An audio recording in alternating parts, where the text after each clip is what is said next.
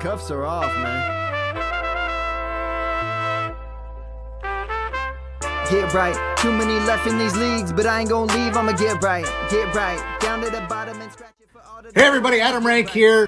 What's up, everybody? It's Marcus Grant. This is AJ Dillon of the Green Bay Packers. I got to give a shout out to y'all at Get Right Fantasy. If you are not subscribed, what are you waiting for? You want to lose your league? Our league. Check out the Get Right Fantasy Network. You got to get right with the Get Right Fantasy Network. And best of luck with your podcast. Appreciate the support. And you're tuned in to watch my boys at Get Right Fantasy Network. Get you right. Enjoy the show. But I tune in every Friday. Strategies provided, I will lock in every way. So go and roll your sleeves up. Yeah, go and roll your sleeves up. And I'm getting down cause I roll my sleeves up. And I'm getting right cause I roll my sleeves up. What up? What up? What up, world? Welcome to the Get Right Fantasy Network. I'm Mike Herrick, aka Classic Mike, and tonight, of course, I'm always here with my best buddy Kendall from the Fantasy Football Tavern. How you doing, Kendall? Hey, we're sober and fixing it. It's Friday.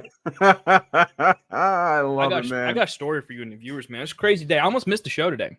Oh, Yeah, driving home from the office. Gonna go pick up the kids, the wife, me and the wife actually. We work together, which is really cool. And about 30 seconds after pulling out of the office, we catch flat on a busy road. Not super fun. And I'm you know me, guys. I'm a full suit and tie whenever possible. Have you guys ever tried to change a tire? Oh, never. In like a full, like kind of fitted suit and tie too, not like the one that's like kind of wearing me, where I still got some breathing room. It's not good. It's not good. So I took out all the floor mats in the car and like laid them in a pattern enough to maybe save the suit. And yeah, we got there in the end. Turned out okay. We're good. So I had to somehow get home, lose about an hour throughout all this mess, and rush here to be with you. But it's definitely the best part of the day now. Now I can't stress that enough. And now tomorrow Sunday, you get to gain that hour back from just sleeping. So we get to turn back those clocks on Sunday. So be excited about that. Last night, we started off week 9 with the Texans versus the Jets. We're going to give you guys a quick reaction in a minute and go through the good, the bad, and the ugly. First, just a quick breakdown of tonight's show. Tonight, we're going to be going over, a select amount of games from week 7. We'll give you guys some takes on each game and also give you guys one, prop that we each have for each game that we like, using, of course, our favorite Underdog. Please make sure you guys, if you haven't already, download Underdog. It is one of the best platforms for best ball drafts. We do them in the off season as well as, even during the year. I don't care. I'll go get one of their, week 6 best ball drafts that they do. No waivers, no trades, no weekly lineup setting. It's fantastic. You can do as many as you want. Now that we're in season, we also do the pick'ems, and that's what we're going to be doing tonight. We do the props. We do, you basically pick higher or lower on a player's stats, like total yardage and touchdowns and, such. Make sure you guys are using promo code GETRIGHT, and when you do, they will help you out at checkout. You'll receive 50% of your deposit match, now up to $1,000 in bonus cash, as well as this wonderful new prop. It's a free pick. It helps you guys out. One extra pick. Trust me, it helps. So make sure you guys check out Underdog and use the promo code GETRIGHT at checkout. Then we're going to have live Q&A at the very end of the show. So drop your questions in the chat, and we will get to them at the very end of the show. Just a friendly reminder. Just make sure you let us know, the format for your league, full, half, standard, PPR, tight end premium, etc. If we see a question that goes towards the game that we are discussing, we will bring it up in that discussion. Sometimes your questions really help juice up our particular conversation and give you guys a little bit more info on what we're doing.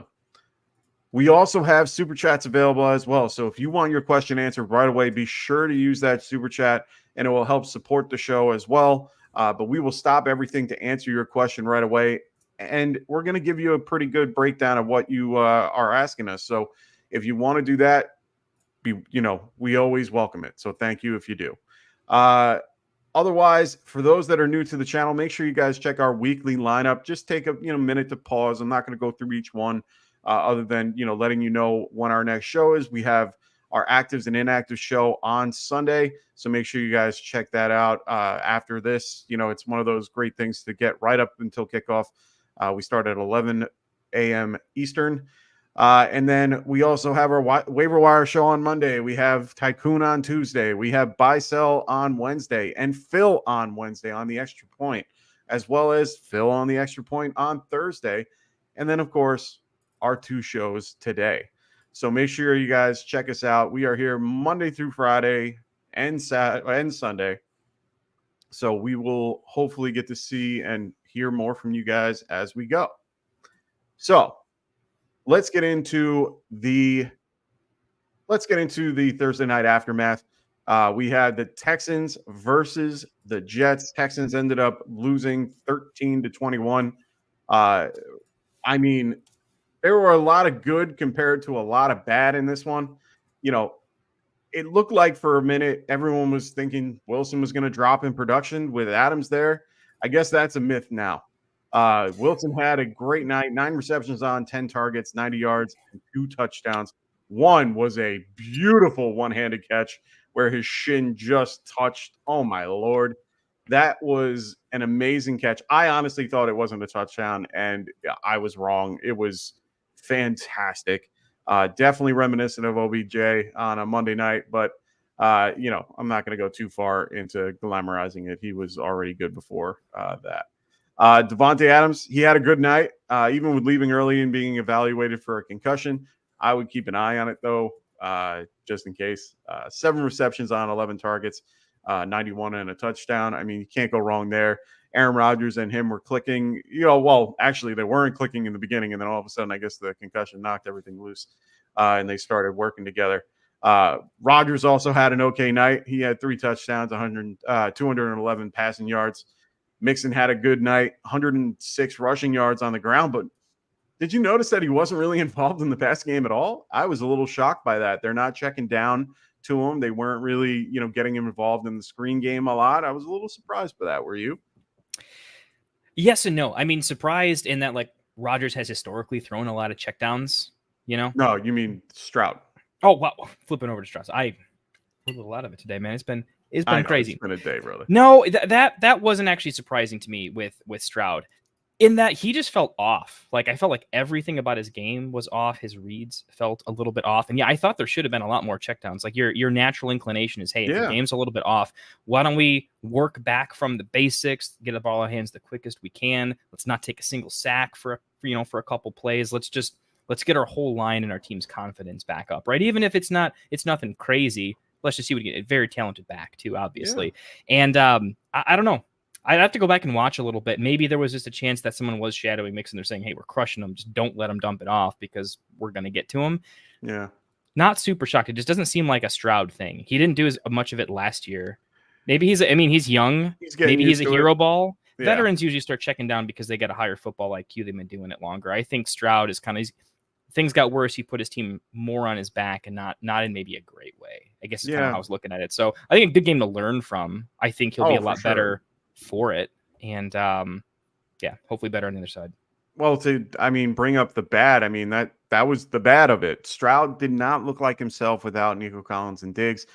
Tank Dell did have a great night. Tank Dell had, 6 receptions on 9 targets and 126 yards. He did look okay. He looked fine. But the problem is that he's not a number 1. He's more of a 2A type, back. He wasn't really shadowed the whole game, but they were trying to get him involved, but the other pieces aren't as scary. John Mechie didn't even have a target, or I think he had 1 target, but he didn't really have any, anything else. Hutchinson wasn't really involved as much.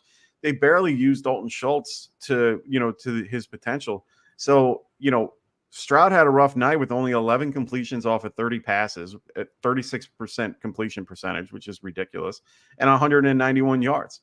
The odd part is he had 59 rushing yards, which everyone gave him crap about the concept that he hasn't run the ball. I mean, he had it on one big run, but he had he actually did it on the ground with his legs. I mean, if he could continue to do stuff like that, he might actually have a better floor than most people think, right? He's highly athletic. I mean, we've seen Mahomes has done this several times where he kind of gets into the 40s and 50s and just kind of does it on his own. I like it a lot. If he could develop that element just a little bit more to be more consistently dangerous with it, it just adds a whole element of how to, pick up third downs and just how to move the chains in a smart way. And I'll be curious. I'd like to see him do more of that and be more aggressive in looking for it. Yeah, for sure. And then also on the other side of the ball, Breece Hall had a very underwhelming day. Yeah, he generated, the majority of the backfield. He had 14 rush attempts for 74 yards and 2 receptions for 11 yards. But he didn't do anything amazing. He hasn't really been himself. He did look a little off, in my opinion. He seemed to be I didn't want to say hurt. I remember seeing one play where he kind of, he called Allen over because he just wasn't right. Allen hasn't really done what he did in the beginning of the year, which is sad because, I really liked what he had to offer. But otherwise, I mean, the ugly of this game, of course, is, beyond Kymari Fairbairn missing his 1 gimme field goal, 27 yards, and just banks it off the bar. I don't get that. He's been great all year. I think this is his second game with 2 missed field goals. But other than that, I think the biggest was, Corley. I mean, pre-touchdown fumble. I mean, come on. That was rough, dude. I'm all for the, go do your touchdown celebration, enjoy. But don't be, Deshaun Jackson and drop it at the 1. Like, come on. Like, what are you doing? Yeah, I don't get it. Look at the veteran seasoned Devontae, right? When he celebrated a good yard or 2 before he got in, right? Yeah. The proper way, okay? Yeah. You held on to the ball. Up here. Okay? It's coming with me. It's going for the ride, okay? Oh, man. I just don't understand wide receivers that think they're cool by dropping a ball a fraction of a second early because they're that sure. So you're a wide receiver. You should never want to drop that ball. You shouldn't drop the ball until you're into the back of the end zone. Yeah, don't bother. I got a few too many shares of him in Dynasty because my brother went to WKU. So I'm like, hey, why not? I don't know the guy, but why not? And that's not great. So we'll see. No. The only thing I can add to the Breece thing on that is, look, there was a lot of deep touchdowns. Yeah. All they got to do is couple those go down at the 1, 2, and Breece could easily have 1 or 2 short touchdowns. They just went to the wide receivers. If anything, you should be super psyched about Breece rest of season. The offense is clicking. Yardage is going up. Red zone opportunities are going to go up. Breece is going to benefit from that a lot because then he doesn't have to rip off a bunch of 50-yarders or catch 10 passes. He can be a good running back sometimes. They were favored in this game, too, by 2.5 being the 2-6 team. So that has to say something about what they are and what they could be. And, they said it in the broadcast a few times. Their schedule's pretty easy moving forward. They have 1 game against a team over 500. Everything else looks pretty easy of, teams that are either lower than or at 500. So they have opportunities to win at this point. And you know what? I guess maybe at this point you should be kind of keeping an eye out for this Jets offense. So we'll wait and see how that goes. So since we're in week 9, we have 2 teams that are on a bye. We have the Steelers and the 49ers. So you're going to be missing guys like Russell Wilson, Brock Purdy, CMC, Jordan Mason, Najee Harris, Jalen Warren, George Pickens, Ricky Purcell, Debo, Juwan Jennings, Kittle, Pat Freiermuth. You got a lot of guys on buys. So we're going to help you guys through this week, help you with some start-sit decisions. If you guys have any questions, throw them in the chat. We will get to them at the very end of the show. Unless, like I said before, if it involves the game we're talking about, we will answer that question more than likely during that particular game. So make sure you guys throw those questions in the chat and we will get to them as we go. Other than that, let's get started. We have the first game of the week is the Cowboys and the Falcons. Man, Falcons are favored by 2.5 points. The over-under is 52. That's huge. That's a monster number for this particular game. I mean, this is the highest on the slate. I've looked throughout all the games. We're only going over 7, but all 52 is the highest. So no notable injuries except for the defensive side of the ball for the Cowboys. Cowboys have, Micah Parsons, DeMarcus Lawrence is still hurt. Trayvon Diggs is banged up too. So they got a lot of big injuries on that side of the ball this week. So let's talk about the Falcons offense real quick. Beginning of the year, I was telling people to invest as much as you can into this Falcons offense. Let's look at this offense as a whole since up till right now, up to week 8. QB 13, RB 4, wide receiver 6 and 13, tight end 4. I mean, those are some great numbers overall. I guess my biggest question for of this group is Kirk Cousins. Is he now someone you'd rather have in over someone like Patrick Mahomes or Dak Prescott? Ooh, it's getting close. Not quite yet for Mahomes. It's weird because you'd say the explosive upside for Mahomes is usually why you can't, but it's weird in this case. Mahomes is actually like the safe one, and Cousins is more explosive. I don't know. I'd like to see a little more consistency in Cousins' game a little bit. Like right now, I still look at him a little more like Jared Goff, where the offense is potent. He should have good yardage and good touchdowns, but the running game, I think, is underrated. Bijan has really picked it up outside quite a bit. Game. They have 2 fantastic running backs. Algiers highly underrated.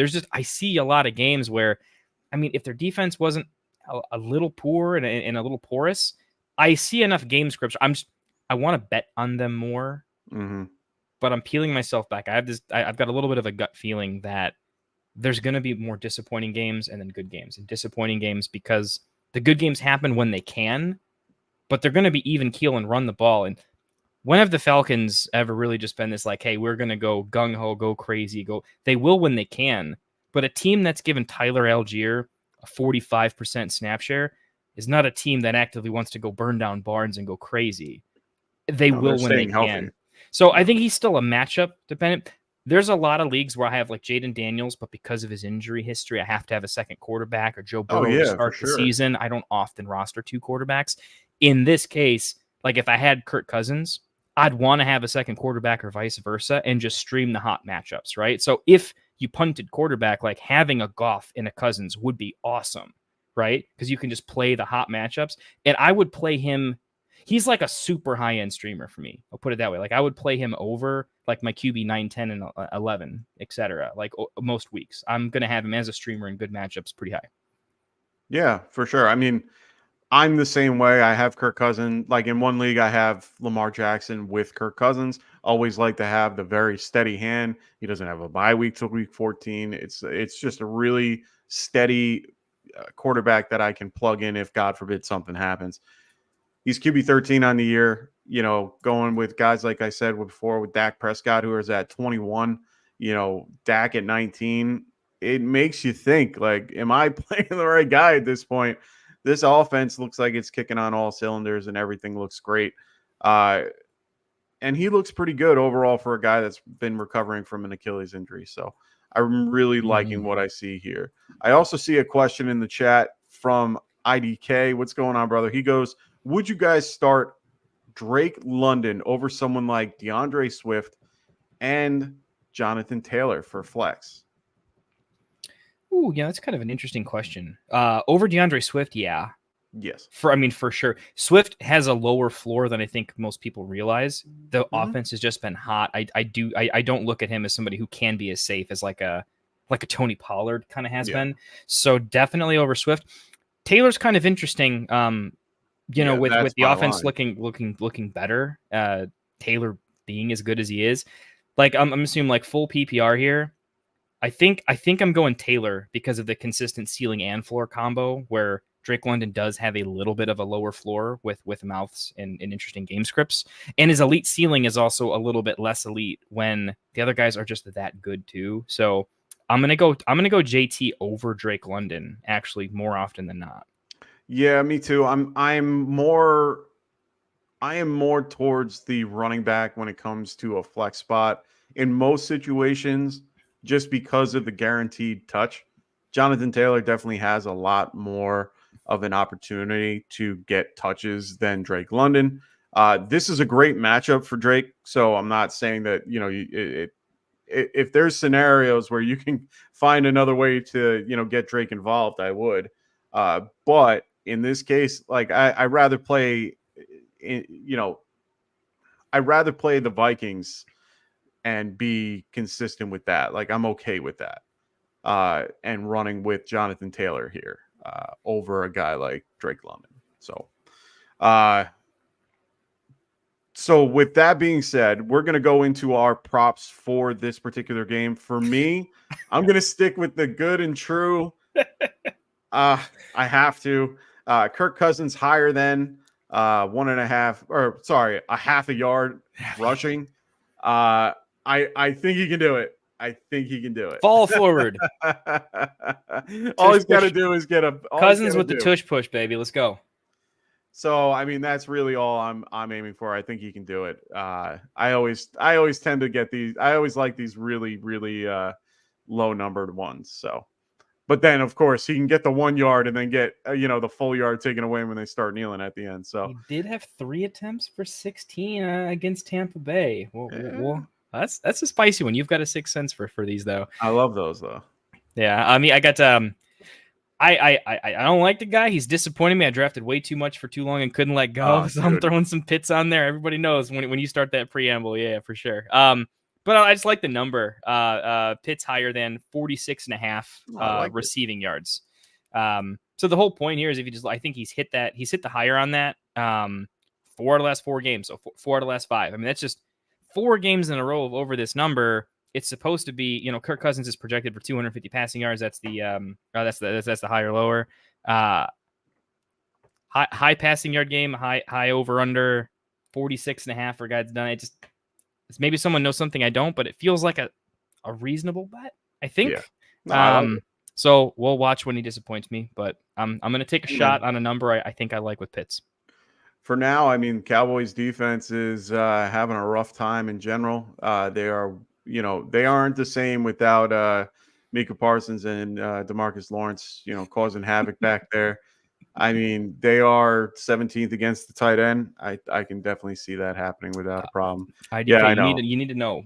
Mike has a sixth sense about. I have this weird sixth sense about the concept of a finding those particular props. It's probably up to like 2.5 right now. It's when you got to buy at a certain time, and you should always wait when you're doing your props. Always kind of gauge it. Don't just use one site. Use them all over the place. I'm not even going to lie. I know we have Underdog as a sponsor. I'm not going to be the first one to tell you, stick with them. I'm going to tell you to go shopping and look for the best prop available. 1.5 half a yard rushing for this is definitely doable for Kirk Cousins, regardless of the fact that he doesn't really run a ton. There are situations where he feels the need to. This defense, I think he can get, by with that at least 1 yard. So we'll wait and see. So moving forward, we're going to go to the Broncos going to visit the Ravens, who are 9.5-point favorites. The over-under for this game is 46.5. Ravens fans were holding their breath this week. They had Lamar Jackson. He did not practice with back and knee injury on Wednesday and Thursday, and then returned to practice in full on Friday. So he's good to go. He is off the injury report. He just needed some rest. I mean, the guy takes a ton of hits, he's out there a ton. So QB1 gets a break. All right. Yeah. You got to give him a break here and there. Keaton Mitchell, he's been practicing in full. He's not ready just yet, but he is in the process of getting there. So just something to keep an eye on. Just, I wanted to make people be aware of it. He's not going to play, like I said, but just keep an eye on. So the biggest news with the Ravens this week, of course, was Deontay Johnson getting traded over to them from the Panthers. He's going to be making his debut against the Broncos. What are your expectations with Deontay? I mean, this is one of the tougher defenses that they're going to face. He's brand new to the offense. What do you think? Honestly, this one's a little bit of a tough one for me. Without seeing it, I don't have a good take on this. This is not one I would put money on. I wouldn't say I definitely know it's going to be, I don't know, better than whatever the median expected is or the lines. Underdog didn't have a line, so Underdog No, it didn't. they said, I don't know. I think I'm not losing fantasy money on it. analysts, you're on Deontay. We all like him. We think he's talented. He earns targets because he gets open. He is a separator. Oh yeah, for sure. Right? Maybe not the most elite hands, but good, right? Does not have a nose for the end zone. I get that, but he gets it done. He's good for the offense. Doing better. He's definitely doing better for sure, but not He was for a lack lead of talent, right? He was a lead red zone target prior to him being traded. So yeah, I have always been on Deontay. I really like the guy. I think he ideally. What if he's the Devontae Adams, the missing piece that really unlocks the offense, just really going and doing the thing? But the offense is already rolling, so like, how many more yards can they pass for? How many more offensive points can they put up? It's just, I don't think it's within a realistic time frame of how the game works. So I think he's going to be good, not great, right? I think I don't think he hurts Zay that much because Zay just kind of does what he does, but might eat into it a little bit. I think it buries Andrews. It just, a little bit. It doesn't bury him. It makes him touchdown dependent. Yeah, which for me is like, look, if you have Andrews, you're happy enough the touchdowns are there because you didn't have that. But I can't have a 4 for 4 and a touchdown tight end and probably win a championship. I want more if I can get it. So I do think that hurts a little bit. I don't know about you. I see him as a 5 or 6 catch guy for like 50 or 60 yards. I'm hoping that he can get to like an elevated Jacoby Myers role in the offense, where he's more of a target hog, where he does get 8-9 targets a game, and him and Zay are just peppered with really catchable targets.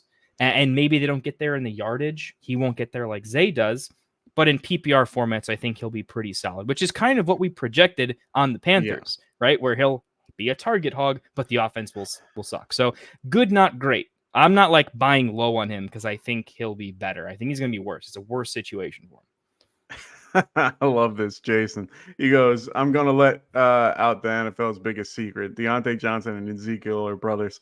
Just take a look at their photos. That's funny. They do look very much alike. Oh my God, they do. I just pulled it They up. really do. So my Legendary, 2 cents on Deontay going over to the Ravens. I'm pissed. I'm a Deontay owner. I own him in 7 out of 10 leagues. I was not thrilled about this. To me, the Ravens are a place where you go to die for a wide receiver. They average pretty much 20 passes, or sorry, they average 20 completions a game, roughly. And it's to the point where you then have to figure out what the distribution is going to be. So let's just say you want somebody, you have Zay Jones, you have Deontay in that particular mix. You got it, like you said, 5 each, probably 5 to 6 each. And then you have guys like Andrews involved and, so on and so forth. I have a sneaky little take. I think, to be honest, I think Andrews might be used a little bit more in this game. And my little sneaky take, maybe he goes on the trade block, before Tuesday. Maybe they're trying to premiere him this week. He's been doing a lot better recently. You think they trade him before the offseason, though? Like, you don't think they want to win a Super Bowl and then? Likely. No, they have likely. Why not? I don't know. I'm just throwing that out there. Interesting. You don't think that would piss off Lamar, though? Wouldn't Lamar be like, maybe? But we'll. You traded him for who? Because you're not trading for a player, right? You're trading for a pick for sure. Yeah, they're probably just loading up. I don't know. I'm probably wrong. I'm just trying to say in this spicy case, though. I like it. Spicy. But Deontay, I don't see him doing a lot in this game. If you have him on your team, you're probably having him on your bench. He's definitely somebody that can help separate and get more open for when Lamar actually throws the ball. They're going to have a very good offense overall. They can do a little more. They can do a lot more in 3 wide now. With Zay Flowers being a little bit more, maybe move him a little bit more to the slot and have guys like Bateman and Deontay on the outside to kind of do a little bit more and open things up a little bit where they're not using Isaiah Likely as much. We'll have to wait and see. He's definitely taking over Deontay or Rashad Bateman's role. I was so high on Rashad Bateman. I'm very upset that he's no longer going to be a thing. He is going to be out. Well, not Kyle, out. this is close to where I'm hoping for as a best case scenario. just to give you an idea. I'm just saying it's not like guaranteed. I'm not like No, I have a feeling that it just doesn't have to be as beautiful. Classic, you're making me think that like, could this become a really hyper target condensed offense where it's literally just going to like 3 people, but there's 2 target earners, and then they can get like 7-8 targets a game and do something meaningful with it. I like the Zay as a deep threat. I don't see him as that though. He's a possession guy more than a deep threat. He does have the speed to get deep. I think Bateman is more of the deep threat, with Deontay and Zay more underneath guys, just because of it. One, it's the size, because Zay Flowers is a small little dude that can, run a seam here and there and split cover 2 every so often. But Deontay is not the world beater like he used to be. He's more of a underneath possession, middle of the road guy. And, so for me, my suspicion is they're trying to take a little bit of pressure off of Derrick Henry. They need to have I think they've always been one dimensional if you really think about it. So they're just adding to that dimension. Well, that Bateman drop was like, how was it? Phil in our group text might have brought. I forget. Somebody did. Yeah. That was. I didn't.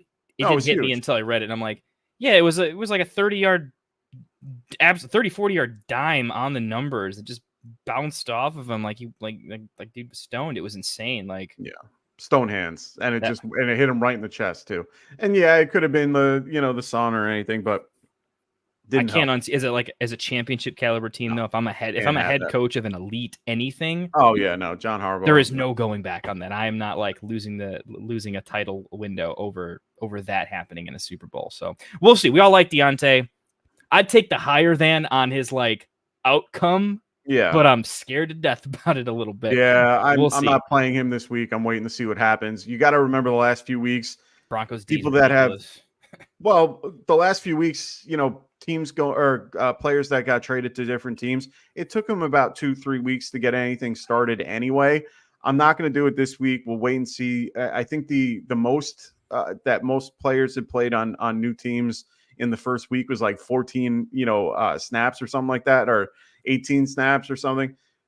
You're better off not playing them. Just sit them on your bench, wait until next week, see how everything goes. And, maybe they ramp them up, the same with Deontay, same with Amari Cooper. But we'll get to Cooper in a little bit. I mean, some people you trade, you bet for, you do the things. Sometimes I just like watching football and I want to see what happens, right? I definitely want to see what happens, but we'll wait and see. Cortland Sutton's a guy I wanted to talk about real quick. He kind of had the one goose egg 2 weeks ago, and then all of a sudden he came back real quick. Is he flex viable in a top? Actually, this is a pretty easy matchup overall because the Ravens get beat up versus the wide receiver. If you guys have any start-sit questions on him, please leave them in the chat for later so that we can answer those questions. But Cortland Sutton to me is a pretty decent option with Bo Nix coming into his own. That offense pretty much, it's supposed to favor the X receiver.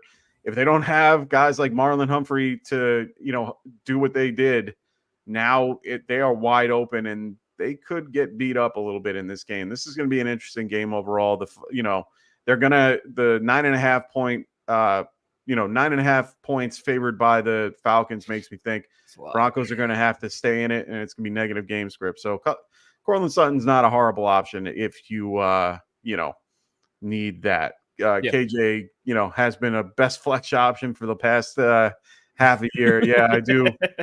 I do like him a lot. I have him in a lot of spots too. So I do think I think the idea is like sometimes these flex options, like you get super burned by like 0 points, 1 point, 2 point. You're like, I don't ever want to feel that way again. All right. I'm not losing a game because I didn't start someone. I played him, but I didn't start a football player that week, apparently.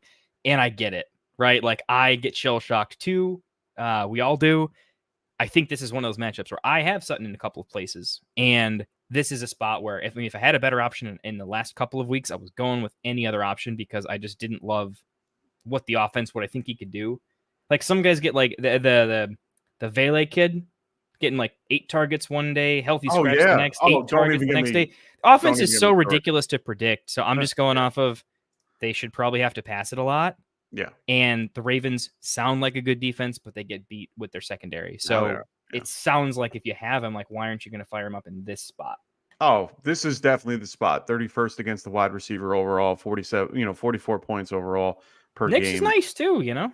Yeah, Nix has been on fire. That's why he was on my thumbnail, him or Tua.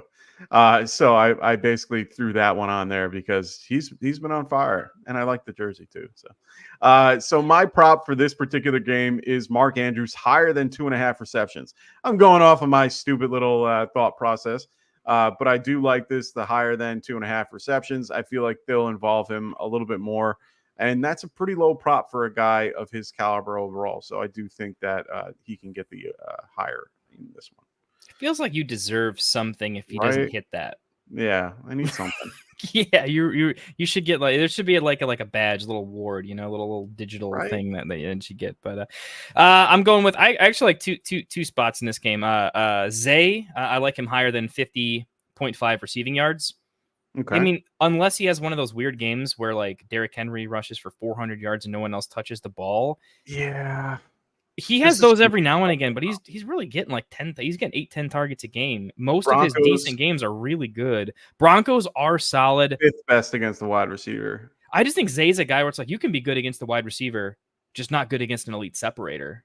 Like, because no one's really that good against an elite separator. Sutton is a shutdown corner. He will take out guys like him. So well, see, I think it's going to be a volume play where Zay just gets there by like 8 catches, where it's just absolutely it's one of those like I don't think Zay has a good game. Okay. But I think he gets to 55 or 60 yards. But like, would I absolutely smash like an alternative like lower than 65 yards? Yeah, I would. Okay. Does that make sense? Like, I just think it's a weird number for how there's a lot of passing yards in this Baltimore offense. And if defense ever says Henry, it's not happening, Baltimore's still scoring 30 points. It's going to happen. And it's going to go that way. So I like your next one. I like the other one. This one just feels like this one I like a lot it's more. artificially low, but it's like it's an overreaction. It is my take. So it's Javonte Williams higher than 10.5 rushing attempts. So what the logic here is that, well, they're going to get the crap smashed out of him. So Javonte is they're going to throw on every down, right? I think that the way they win this game is to keep it a 1 touchdown game, keep it really close, slow it down, and give Javonte the ball a lot, and give Bo Nix shorter 3rd down situations where he can maybe pick it up his legs or just open up options in the playbook as well. I don't think he has a 20 carries, but I think he's going to get between 10 and 15 somewhere in there. No, I like it. I mean, Michael Pierce is also out. Michael Pierce is a huge nose tackle that really clogs up the hole in the middle. And Javonte loves running up the middle and is completely good at going outside as well. Honestly, really think that he has the ability. Wicked, thank you so much. I appreciate that. Wicked. I love it.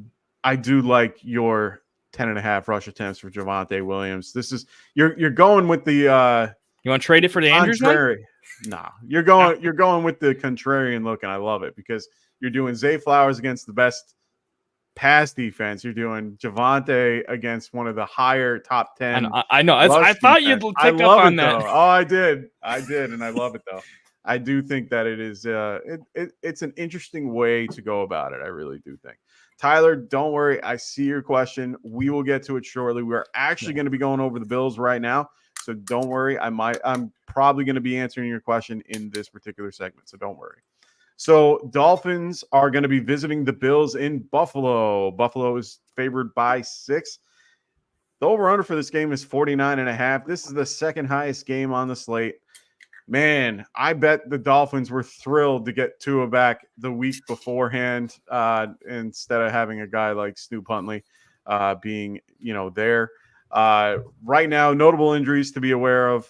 We have Amari Cooper with a wrist injury and Curtis Samuel with a pec injury. Both are listed as questionable. They were limited all week in practice. Tyreek Hill has been managing a foot issue. They're managing it very slowly, so it will happen. And right now, they're just trying to manage it. Don't worry. Kendall's going to be right back. He's just got some technical difficulties that he's got to fix. So don't worry. He'll be here. So we wanted to talk about first and foremost, you know what? I'm going to answer let me answer Tyler's question real quick because it's going to go towards what we're going to be talking about in a minute. Let me just get the full one. Here we go. So Tyler goes, Reed with or without Love, Coleman, or Tyrone Tracy. Start one with my other receivers are AJ and Downs. Good for you. I don't think I play Reed without Love. I feel like I would need to play Reed without, but you also have Tyrone Tracy. I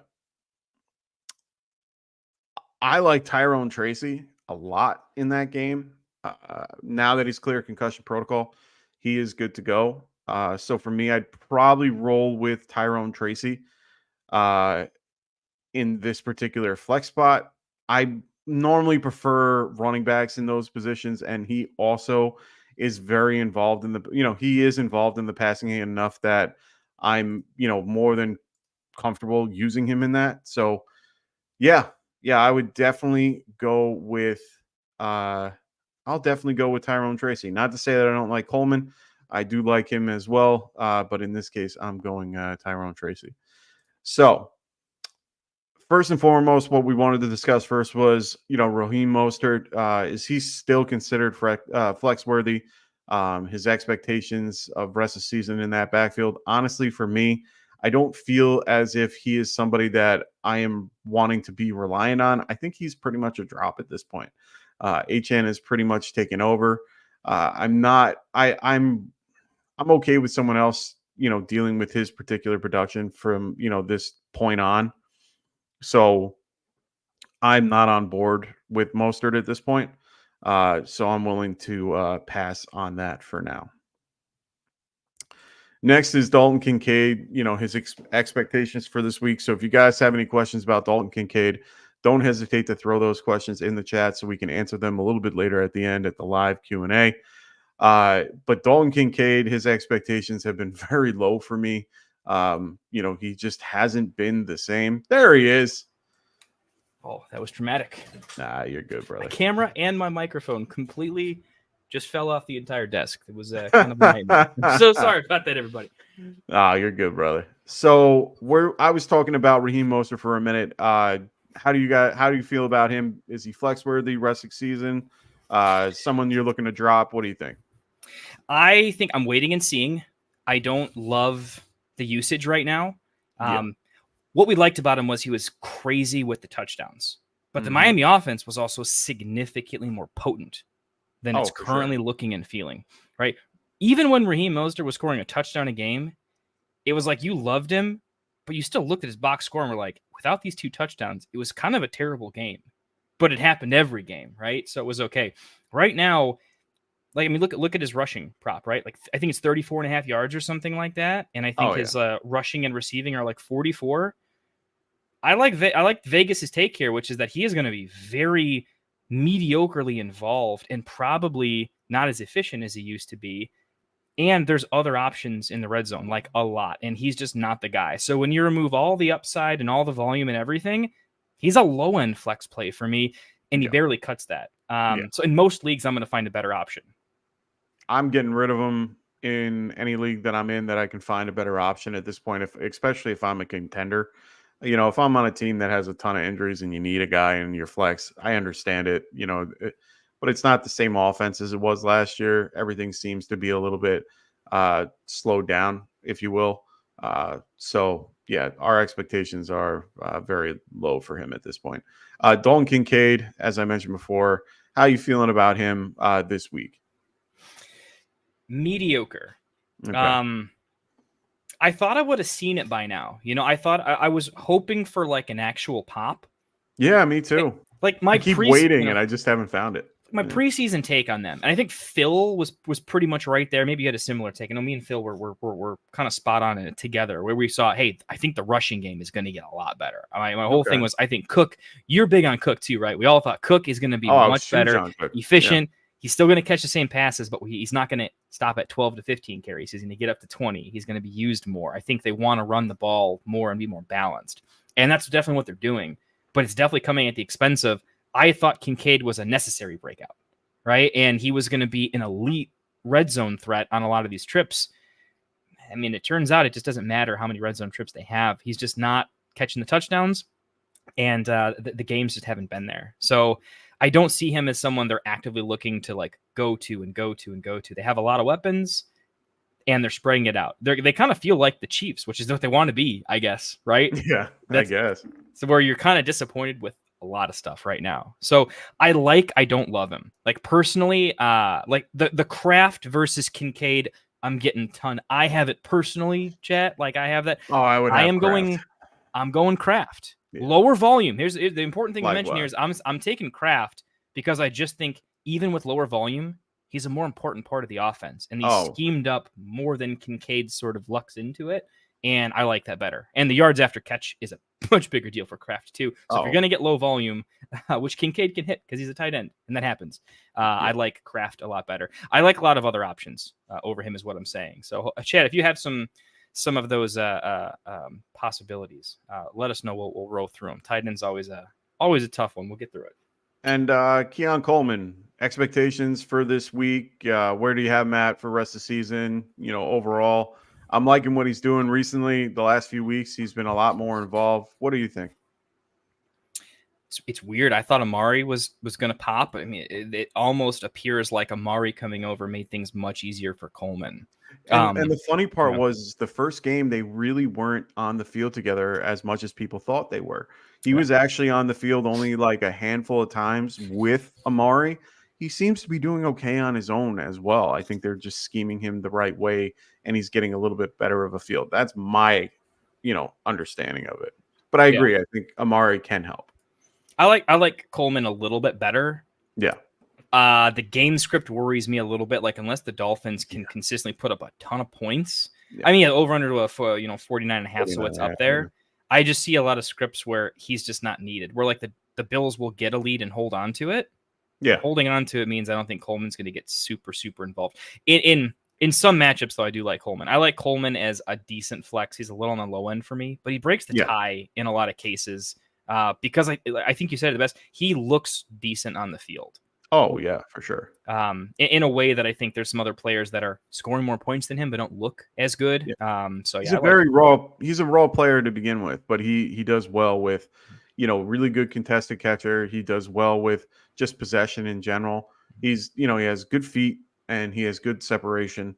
It's just, he's got to get used to the offense and how things work out. Yeah. So I don't think he's a 1. I don't think he's ever going to be a 1, but I think he can be a good 2 if he has other people around him. Like Juju was an elite 2.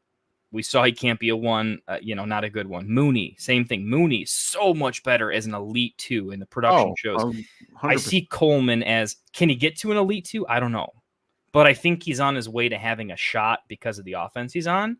Yeah, so let's see where he takes his attention. Yeah, rookies have that arc. You saw Ladd had his breakout game. I don't think Coleman's going to follow the arc of some of those higher end talents. But don't give up.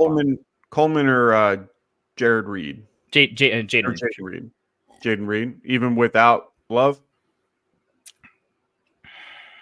I'm just going to throw that out there because a lot of the questions we got so far are with or without him. Look, without Love, I'm going Coleman. I'm not doing it. I don't know how the game script's going for Reed in that particular case, but with even a banged up Love, I'm going Reed. All right. What about Kraft without Love or Kincaid possibly without Cooper? If Love is out, I'm definitely going Kincaid. I like the matchup better. The possibility for just more throws, more points, I think.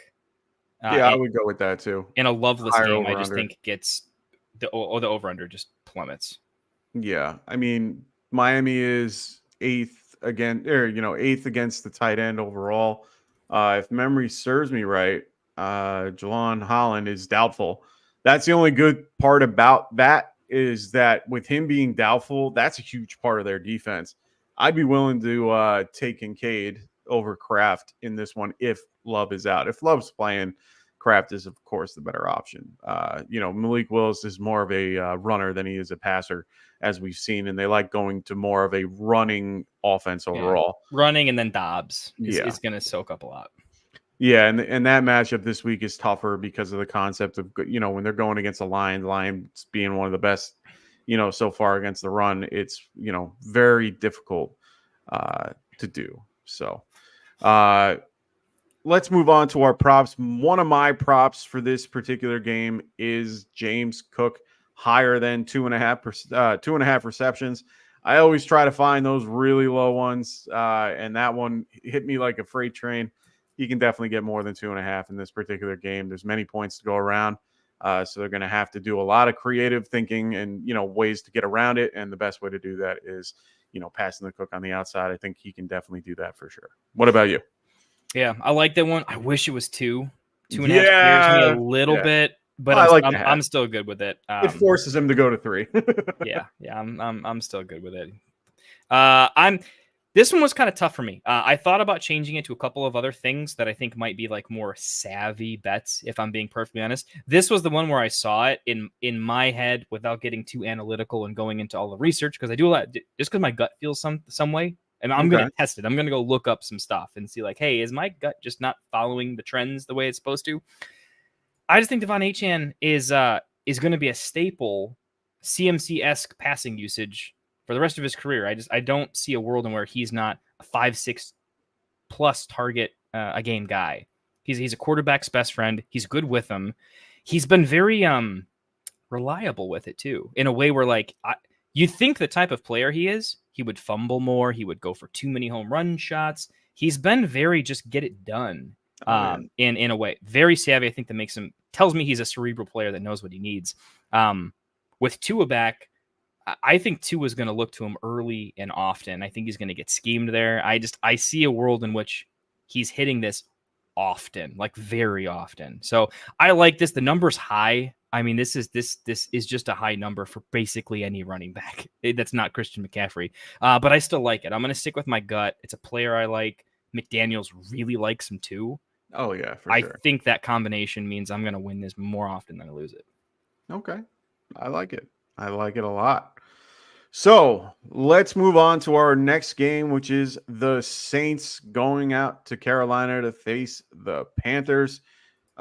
Saints are favored by 7 points in this one. 1 sec. And then the over-under for this game is 43.5. Notable injuries just to be aware of. Derek Carr is looking to come back this week from his oblique injury. He was limited Wednesday and Thursday, but right now they're very confident that he's going to be playing. Kendre Miller and Kamara were both listed as questionable for this game. They should be good to go, but stay with me on Sunday and I'll let you guys know for sure at 11 o'clock on Sunday morning. Xavier Legette, he is limited on Thursday with a toe injury. He popped up, only recently. He was, I believe, he was limited today as well. No, they took him right off the injury report, it looks like. So he is off that injury report. Thank God. Jonathan Brooks is also practiced in full all week, but he's unlikely to play at this moment. So he's another week out that we are going to have to wait and see. Marcus Lattimore hasn't practiced all week either. He is out for this particular game. Bub means his ankle is, he hasn't practiced all week. We're pretty confident he's going to be out for this game. Man, those are some big losses on both sides, especially for their, for the Saints defense. We didn't really mention a lot about the Panthers because they didn't really have a ton of injuries. Bryce Young is still going to be manning the ship for this particular one until further notice. Andy Dalton's technically dealing with a thumb injury, they said. So, little by little, they're going to possibly get him back in or just see what Bryce does for now and see if he can keep that role. So a couple guys that we wanted to discuss. I mean, is this a get right game for Chris Olave overall? It's the Panthers. That's like the NFL built this game for Olave. It happened because of him. Yeah, this is the most scripted thing I've ever seen. Yeah, I think Olave gets back in a big way. I think Carr is a smart enough quarterback to know, dude, I'm screwed if me and Olave don't make something happen. The team's screwed. We're all screwed. This is all we got left. So yeah, I think so. I think Olave has a maybe not the hugest game ever, but I think it's going to be a big one for him. Yeah. Yeah. I think this is the 100-yarder. Oh, I hope so. Yeah. I have him in. I'm ready to go. I have Olave as I think I moved him up to wide receiver 15 this week, and I'm pretty happy with it. He was a lot of consensus had him at like 30. I have him all the way up. Like I said, at 15. So I'm pretty bullish on him this week. I think he has a great matchup. If you're looking at points per game for the wide receiver, the Carolina Panthers are one of the worst. They are 22nd in the league, and you can see it every week. So, the proof is in the pudding, as they like to say. Last week, Chuba Hubbard. I mean, what are we doing with Chuba Hubbard now that we know that Brooks is kind of breathing down his back, his neck a little bit in the context of coming back? They are kind of doing it a lot slower than I thought. I did tell people at the beginning of the year, Jonathan Brooks is not someone you want to invest in redraft. He was definitely someone I told people well after Halloween that he would be coming back. But now that we're starting to hear things about him slowly getting in the mix, and there were trade rumors about Chuba, but they kind of got deflected, and they're like, no, we're keeping him. Makes me think there's a good reason for that. What do you think about this backfield at this point? I mean, I think they should trade him because I think they can get a pretty good deal for the kid to the Cowboys right now. I think that's a prime spot if they can afford it. I'm the old dynasty player, and he's like, why NFL? Watch the trends. Why would you keep a running back because he's good? He's a running back. He could be good for 5 minutes and then he could be injured the next. Like, learn from the fantasy community. Like, easy on the running backs, man. Like, come on. But yeah, I do think they probably keep him. Okay. They don't. I think they keep him for the short term because if they're ever good, it's probably based on the running game at this point. 100%. And I think they see a world where, like, all right, if Brooks is really nice and Chuba is really nice, can we just like run the ball 30 times a game and figure it out from there? Because it might be a minute before we have a good quarterback. It might. Quarterback class not great, in my opinion. It's not elite this upcoming year. I mean, sure, that's controversial, right? We never really know how this is going to shake out. Quarterbacks, we're really bad at figuring out who's going to pop, who's not. But yeah, I don't know. In terms of moves, though, I think the interesting thing is whenever trade rumors happen with a good player, it's usually an opportunity to like, hey, if you think this player is maybe one to like fade, it's overhyped, like you can get a really nice price on him. So I think Chuba's one where I'm seeing a lot of like he's hitting the trade blocks in a lot of leagues. I'm seeing Jonathan Brooks hit the trade block in a lot of leagues where people are like saying, hey, they're scared. Look, I think he might not do it. But if somebody's running back desperate, you know what a Jonathan Brooks looks like to a running back desperate team? That's my point. Yeah, they don't want that. So yeah, I think the team's kind of just crap, and like Chuba's doing amazing things with it. I don't know where it goes. I think it's all messy. Generally with the running back position, I'm just like, I want to sell all the time whenever because it's just usually a good bet. It's a better bet than not. So if I can get something decent, I'm basically taking the under on their rest of season as long as I can find an RB hungry team. I am looking to move both of them. Okay. How are we feeling about Xavier Legette? Is he now a flex-worthy play, being the number one over there in Carolina? Out, yeah, I kind of like him as a flex this week. It feels like he's going to have a pretty decent game. The Saints they got to get so porous. They're porous and they're getting more porous. And it's like you have the double where it's like they're a bad defense. And I think the Saints are going to get up on the Panthers. They're 25th against the pass or against the wide receiver. Like my absolute dream is like Olave goes off early and then Legette for the comeback. Like I'm definitely doing some GPPs with that happen, and that could be kind of fun. I don't know if Legette's got the distribution to make it happen though. Is where I'm worried. I do think the Bryce thing limits any sort of elite ceiling. So if you have a tough 100%. Matchup. I'm fading Xavier because I just don't see a world where he gets past 15 fantasy points. And I think I need a little bit more of a ceiling. So flex, not high end though. Yep, I agree. Props for me, Derrick Henry, higher than 1.5 rushing yards. I'm gonna do it again. It's one of those. It's just really easy props to go off of if you can see it. Carr is definitely involved. Yeah, he might. Or actually likes rushing every now and again. He's weird and like for that. A first down, like it's just all you need is a first down for a couple yards, a 3rd and 1 where he just rushes out of the pocket or they play man. That's all you need. So for me, Derek Carr higher than 1.5 rushing yards. What about yours?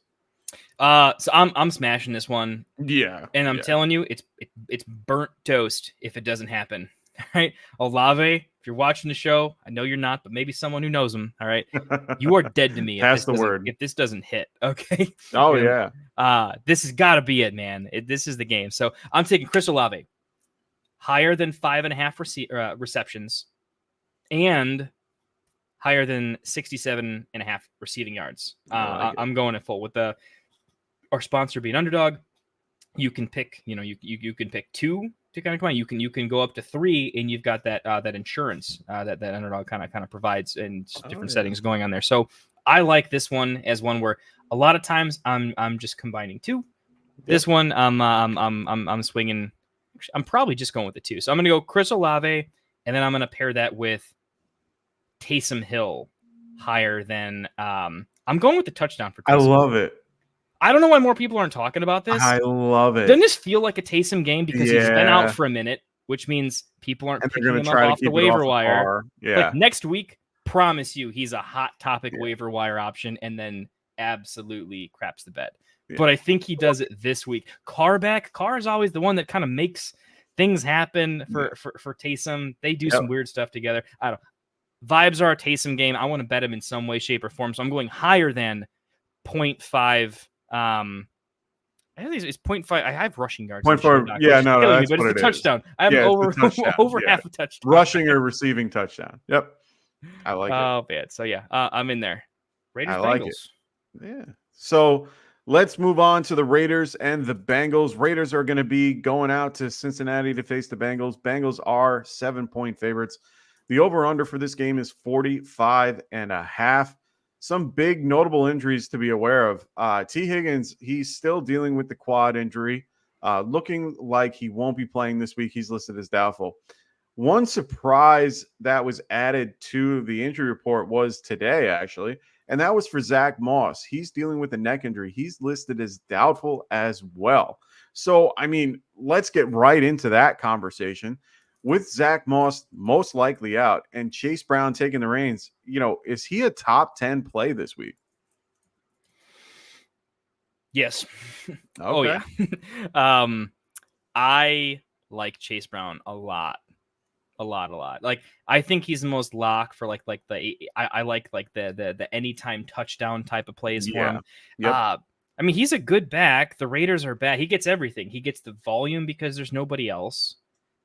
Because of that, Zach Moss was actually soaking up a lot of targets. He was. Oddly. Yeah. All of a sudden, like, what did we like? We thought Chase Brown was going to be really nice third down back at worst. Now he gets the catches too. Oh, That's nice. So if he can get 6 targets, 5 catches, 18 attempts for 80 yards, and give him a touchdown on something, like that's top 10 game. That's what we're looking at. I think that's the type of game he's going to have. Yeah, especially with T. It's like, where else are they going to go? You think? You think Yoshivas is going to pop off? Well, that was going to be my next question. In the last 3 games that T has been out, one guy that's actually done pretty well is Mike Gesicki. Is he worth a tight end start this week? Yes and no. Yes, and that if you're desperate and he's who's there, because it's a league where maybe it's like a 0.5 tight end premium, so they get scooped. I like Gesicki. If you're like full desperate and you have Kittle, who's on bye, I think Gesicki makes a lot of sense. Okay, like Gesicki is pretty close to who's Miami's tight end. Oh, Jonnu Smith. Yeah. They're kind of similar for me. Obviously, different ages for sure. With Gesicki being that came from the Dolphins. Yeah, I mean, definitely from the same place there. I think Gesicki's he's a good tight end. He's definitely a receiving tight end. I do think he's going to get some looks, and I think he's got some touchdown upside in the game too. Believe it or not. So I do like Gesicki as a tight end this week. I think there's some options I like a little bit better. Like, yeah. If I'm in a negative script, I might do Taysom over him. Just as like Taysom has a better shot at 20 points. Gesicki has a great shot at 10 points, maybe 12. But I don't think he has more upside past that. What about Will Dissly? Would you have Will Dissly or him? No, I'm going Gesicki over him. I liked Gesicki. Ertz. Hunter Henry. Gesicki. What about the new and improved TJ Hawkinson. TJ. Okay. But I mentioned 2 names there that change things. With TJ back, I do take TJ over him, and I take Ertz over him. Ertz has kind of been a starter for a lot of people at this point. So the tight end landscape, I think it's not great, but it's just enough where Gesicki's good, but there are some other options I would start over him. If you're desperate, yeah, don't feel bad about it. Okay, I like it. So now that Devontae Adams is left, and Jacoby Myers is starting to get healthy, is Jacoby Myers someone that you would flex this week? Yeah, I would. I am flexing him actually. I think either in our either listener league or one of the leagues. Yeah, I'm for sure flexing him in a couple spots. Right. And they've got competition. I am flexing him over Xavier Legette. Oh wow, okay. I'm flexing him over Keon Coleman. Oh wow, okay. I do like that. He's always been one of my favorite players in general. He's just a very good possession guy and can really get the job done, especially now. I think he can definitely handle the workload and what he gets. Bengals are only 17th against the wide receiver, so middle of the pack overall, and I think he can actually handle that particular responsibility. So I agree with you. I think he's a viable, more in a full PPR league than a half, in my opinion. Agreed. But yeah, he is definitely somebody I like as well. Very cool. So let's move to the props for this game. My prop is Joe Burrow higher than 1.5 passing touchdowns. God, I like that. Rare that I go this route for a QB, but I do like this particular scenario for him. Raiders are 21st against the QB. I think that Joe Burrow has the ability to get this passing game up. I know that they're missing T. Higgins, and I know that's one big, bugaboo on this, but they will involve Chase. They will involve guys like Chase Brown and Gesicki, like we just talked about. So I really do like this particular prop a lot. So higher than 1.5 passing touchdowns. What about you? Yeah, that's honestly, that's the prop I was going with. Yeah, but you got there first. Yeah, I got you. My journey earlier. I love that so much this week. Yeah, your number. I'm rooting one, for Joe this week. I need a win. Is a pass catcher that's explosive. That's nice. Yeah. Joe Burrow how many red zone drives are they going to have against the Raiders? Man, it's a lot.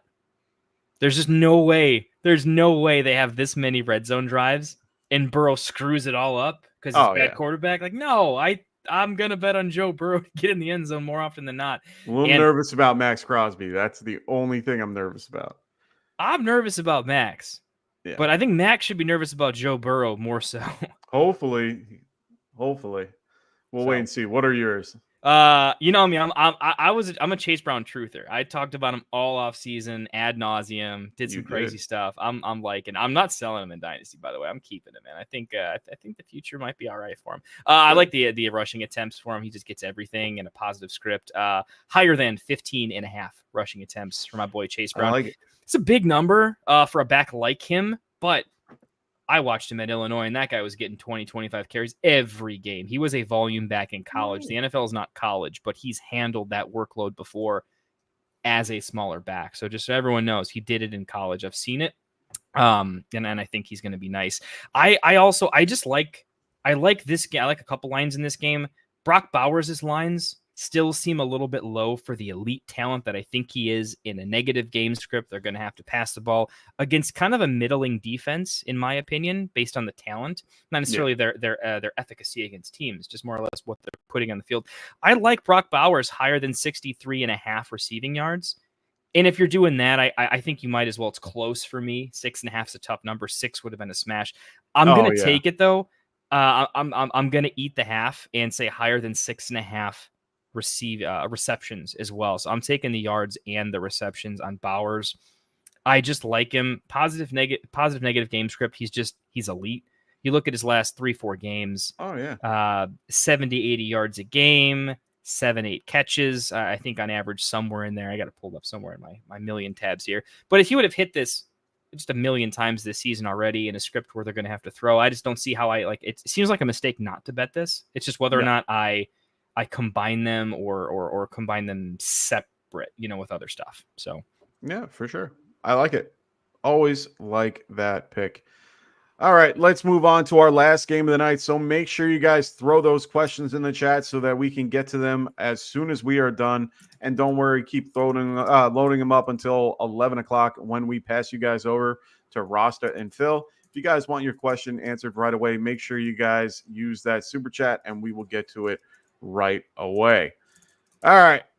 Last but not least, the Commanders going to visit the Giants at Giants Stadium. They are going to be doing their legacy game. So the Giants are going to be in their blues, their nice 1980s blues. Well, the Color Rush blues in this case. So I'm excited about that. Commanders are favored by 4 in this one. The over-under is 44. So notable injuries. The biggest one on the slate is Tyrone Tracy. He was cleared from concussion protocol today and will play on Sunday. Man, I wasn't thinking that he was going to be playing this week. Normal protocol for concussion, you're pretty much out for that, the next week. He's coming back this week. That's a promising sign, in my opinion. So you're loading up Tyrone Tracy if you can. Jaden Daniels with his rib injury and Brian Thomas Jr. as well. With his ankle. Both were limited all week. Both are expected to play. We'll wait and see a little bit closer to Sunday, but definitely check in with me on Sunday, and I'll let you know for a fact if they're going to be playing. My biggest question, we're going to talk about Tyrone Tracy a little bit. He's been coming up the last few weeks. I mean, it looks like he's been stealing this backfield. I mean, he's currently running back 33 on the year, and, Singletary has been taking over for most of the first half of the year, but now he's had multiple touches. He's had over 20 plus touches the last 4 weeks, getting more than 60% of the snaps. Are you sold on him being a running back 2 moving forward? He'd be higher than a running back 2 if he wasn't on the Giants. It's pain me to say, yeah, I'm full wheels up. Yeah. I won't go into the crazy take because you're the Giants guy. So if anything, man, we want to hear about your take on this one, man. I love it. Honestly, yeah. I'm a big fan of what Tyrone Tracy has done. Giants have done a great job scheming for him. They are opening holes, with the offensive line. Beyond the fact that Daniel Jones has been sacked, I think like the 8th most this year or something like that. That's not crazy bad. He's also not turned the ball over a ton. He's been very judicious with the way he passes the ball recently. I got a knock on all types of wood here. But he's been playing a lot better. He's had more time in the pocket, and it has a lot to do with the line. Line is really good at run blocking more than it is pass blocking. And honestly, man, they run the ball pretty well the last few weeks. He's explosive. I mean, he even said it in a tweet that he said something along the lines of, imagine if I've been doing this for longer than 2 years. Like, he hasn't been a running back long. He's been a wide receiver for most of his career.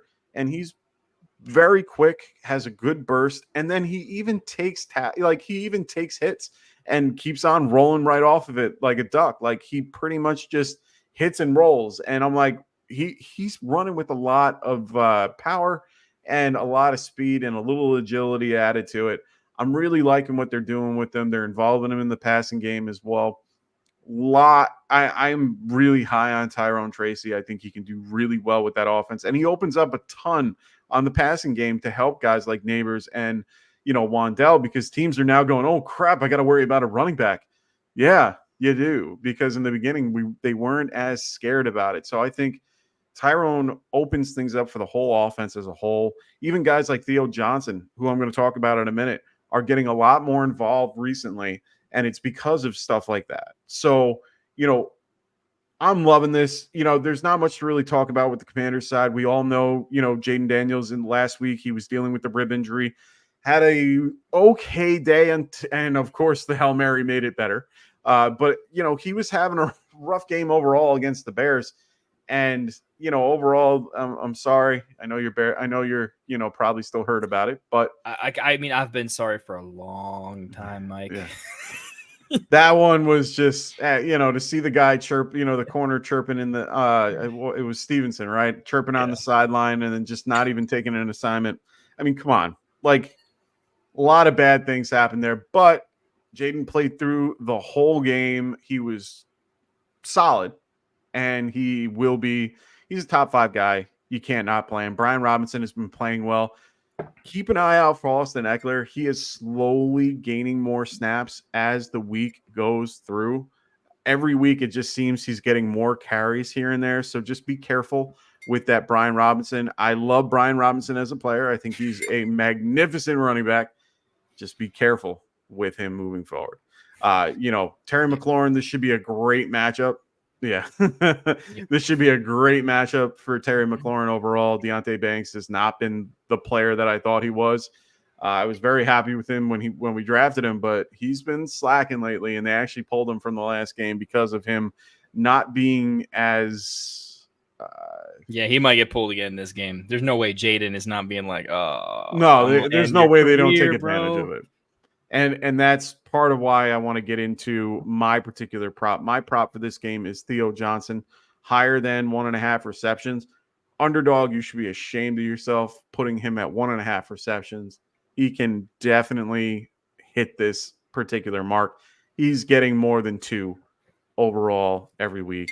I am hitting that and running with it. I can't wait. Hey, this is the Giants truther over here. So I'm tailing you on this bet. Okay. Until you have like a bad betting year, we've had a better than we've been doing pretty well. Last week I was 3 for 7 with 1 push.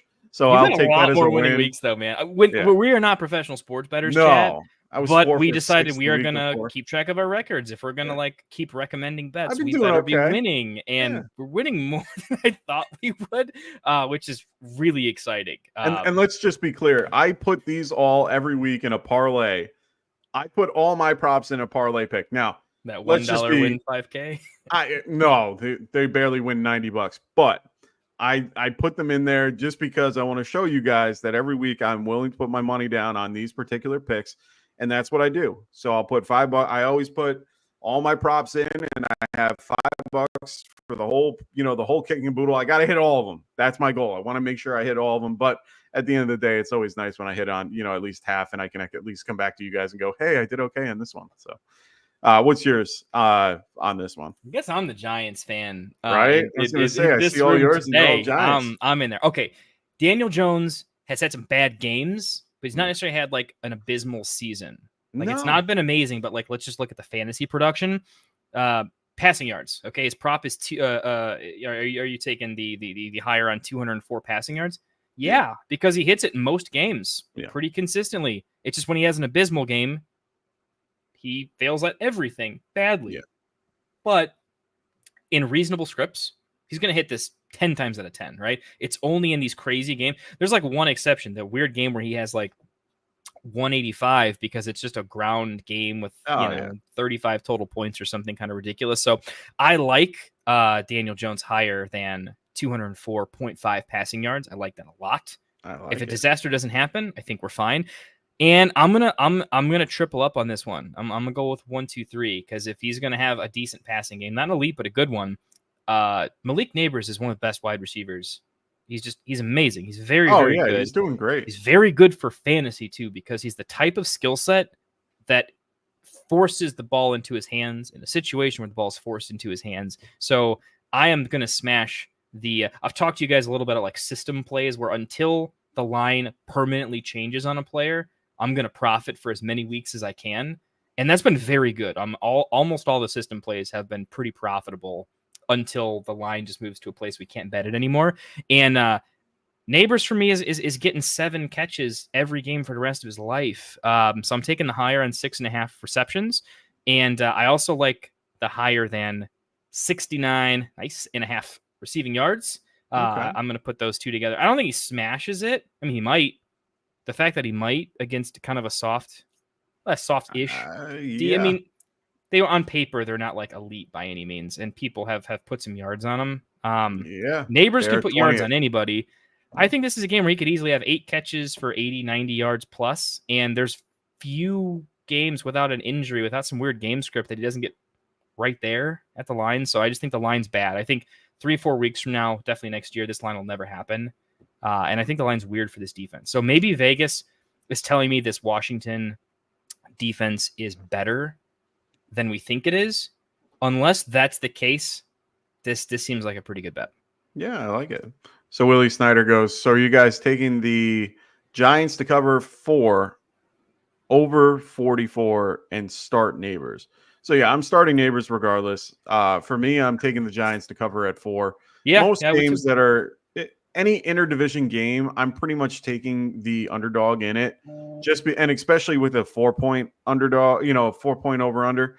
4 is a nice number, dude. I don't know. That's kind of a crazy number for these teams. Yeah, I'm gonna take that with the Giants to hold it. And if it's 21-24 or something or 24-21, something like that. It is what it is, but Rookie it could be a quarterback on the closer. road that's kind of banged up.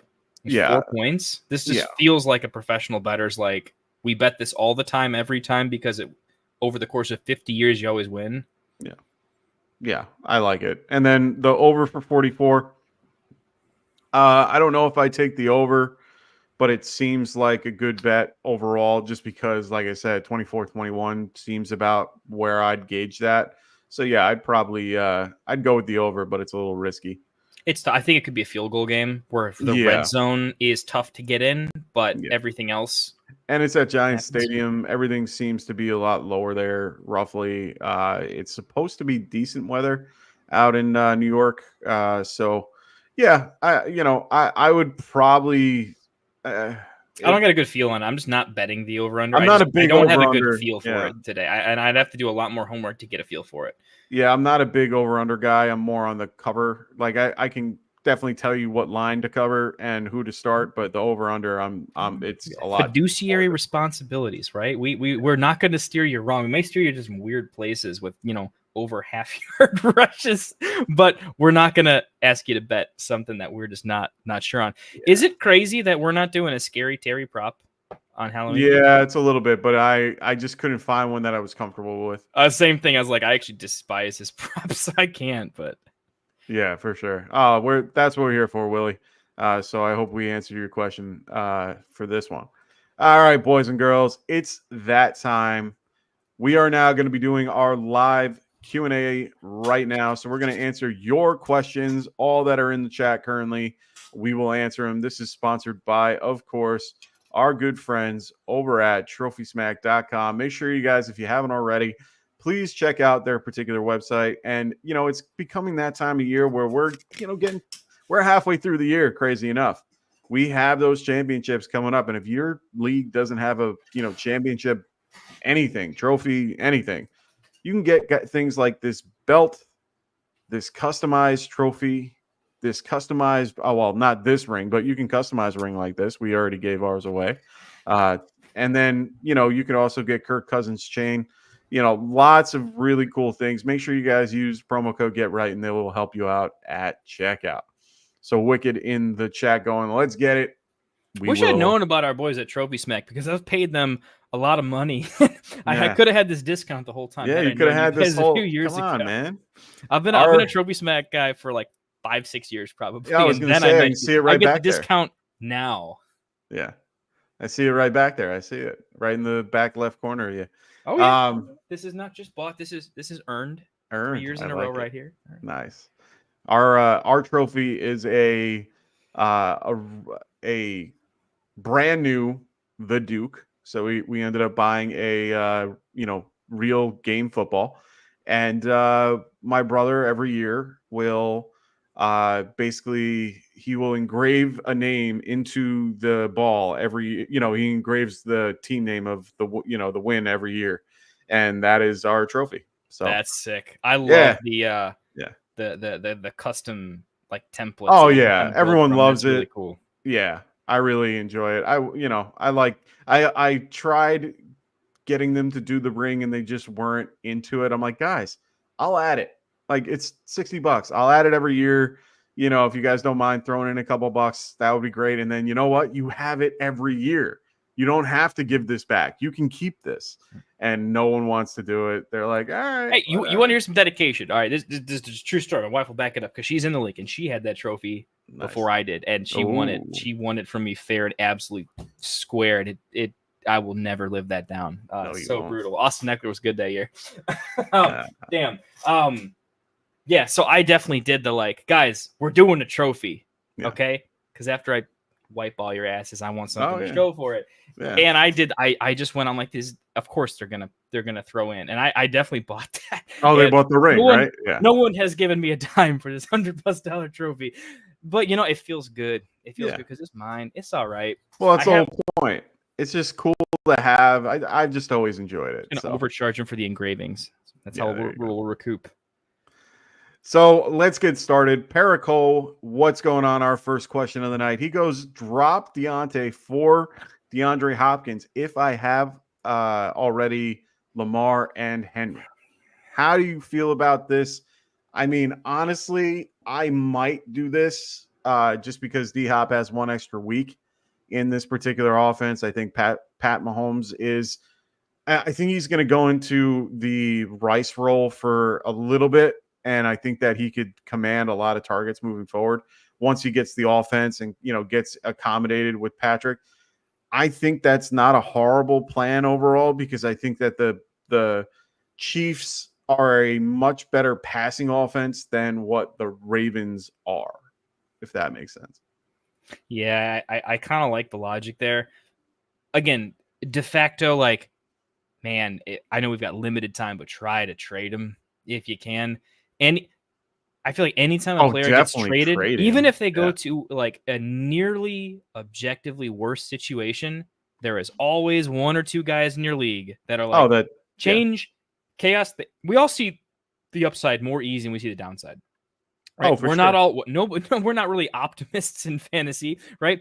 But at the same time, we'll be optimistic for some things that could maybe happen on our teams. And I think they're going to see the optimistic case for Deontay.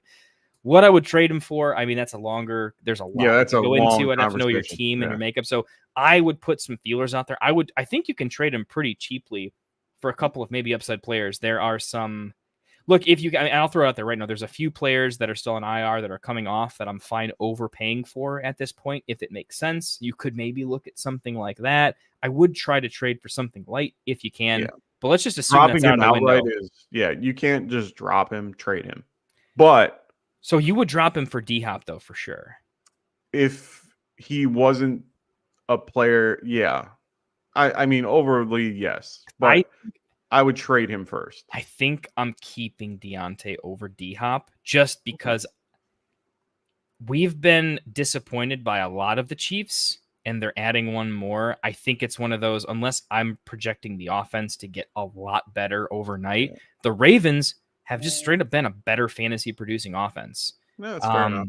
Yeah. And D-Hop is at an age cliff where I just don't have a good feel. We haven't seen a lot of them. Yeah. We haven't seen a lot of them with good quarterback play. So I'm nervous that the upside is with real quarterback play, he's the nuts. Yeah, I think I'm thinking of 2019 DeAndre Hopkins over his 2024. But I mean, he even flashed a little bit last year, but Levis has not been good. But I haven't seen D-Hop's wide open and he got missed. I haven't seen any of that. No, not yet.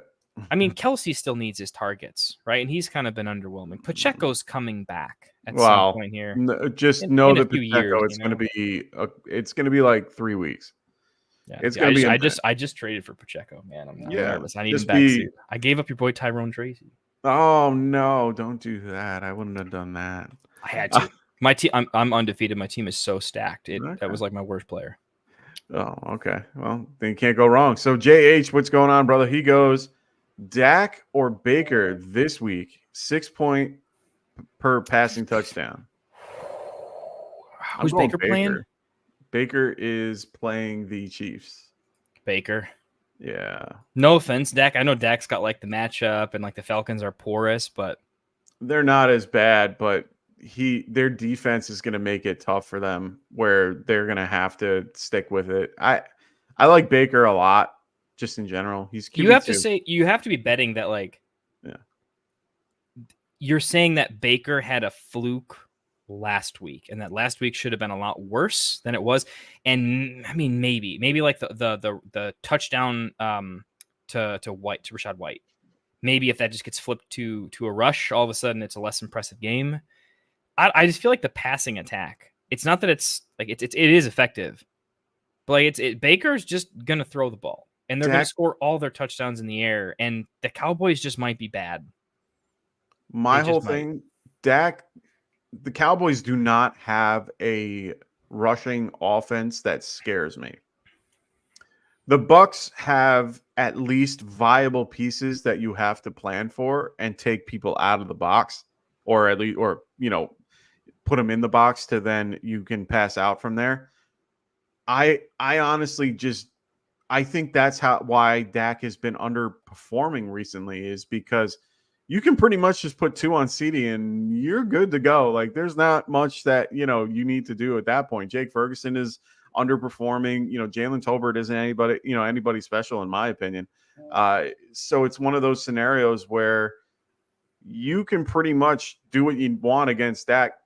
Baker is a question mark every week, and I call him more of a wild card, because he can definitely win your week, or he could lose your week. But he has won your week the last 6 of 8 weeks. So I feel a lot stronger about Baker than I do about Dak for sure. Yeah. I think it's close. Like Dak does have a smash matchup. Like I don't it's a good want anyone matchup. to think like this is like far apart. Like they're like nearly neck and neck in my rankings. And if anything, if I just went off of like pure research and matchups, Dak would probably project better than Baker. This is just me saying I'm projecting something that I haven't seen in a way that I'd like to see a little bit more. And Baker, even without all the weapons, is just their offense looks good. He looks good in it. And there's just so much passing volume. And it looks like that's what they're going to do. Their identity is we pass the ball. That's what we do. The Cowboys' identity is, I don't know, we try. Kind of. They have no identity at this point, and it's kind of scary. I don't like that Cowboys could score 14 points. Their offense can just die. I really do feel like their offense could just actually stutter too all. What one good, like, hey, we found a way to bracket CD in a way that we slowed them way down.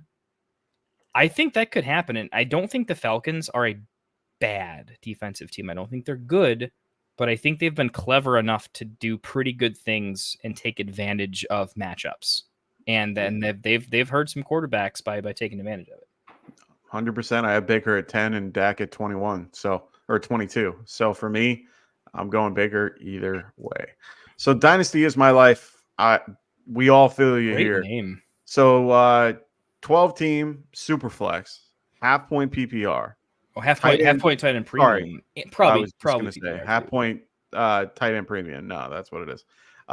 6 point passing touchdown. Baker or Goff? I'm going Baker.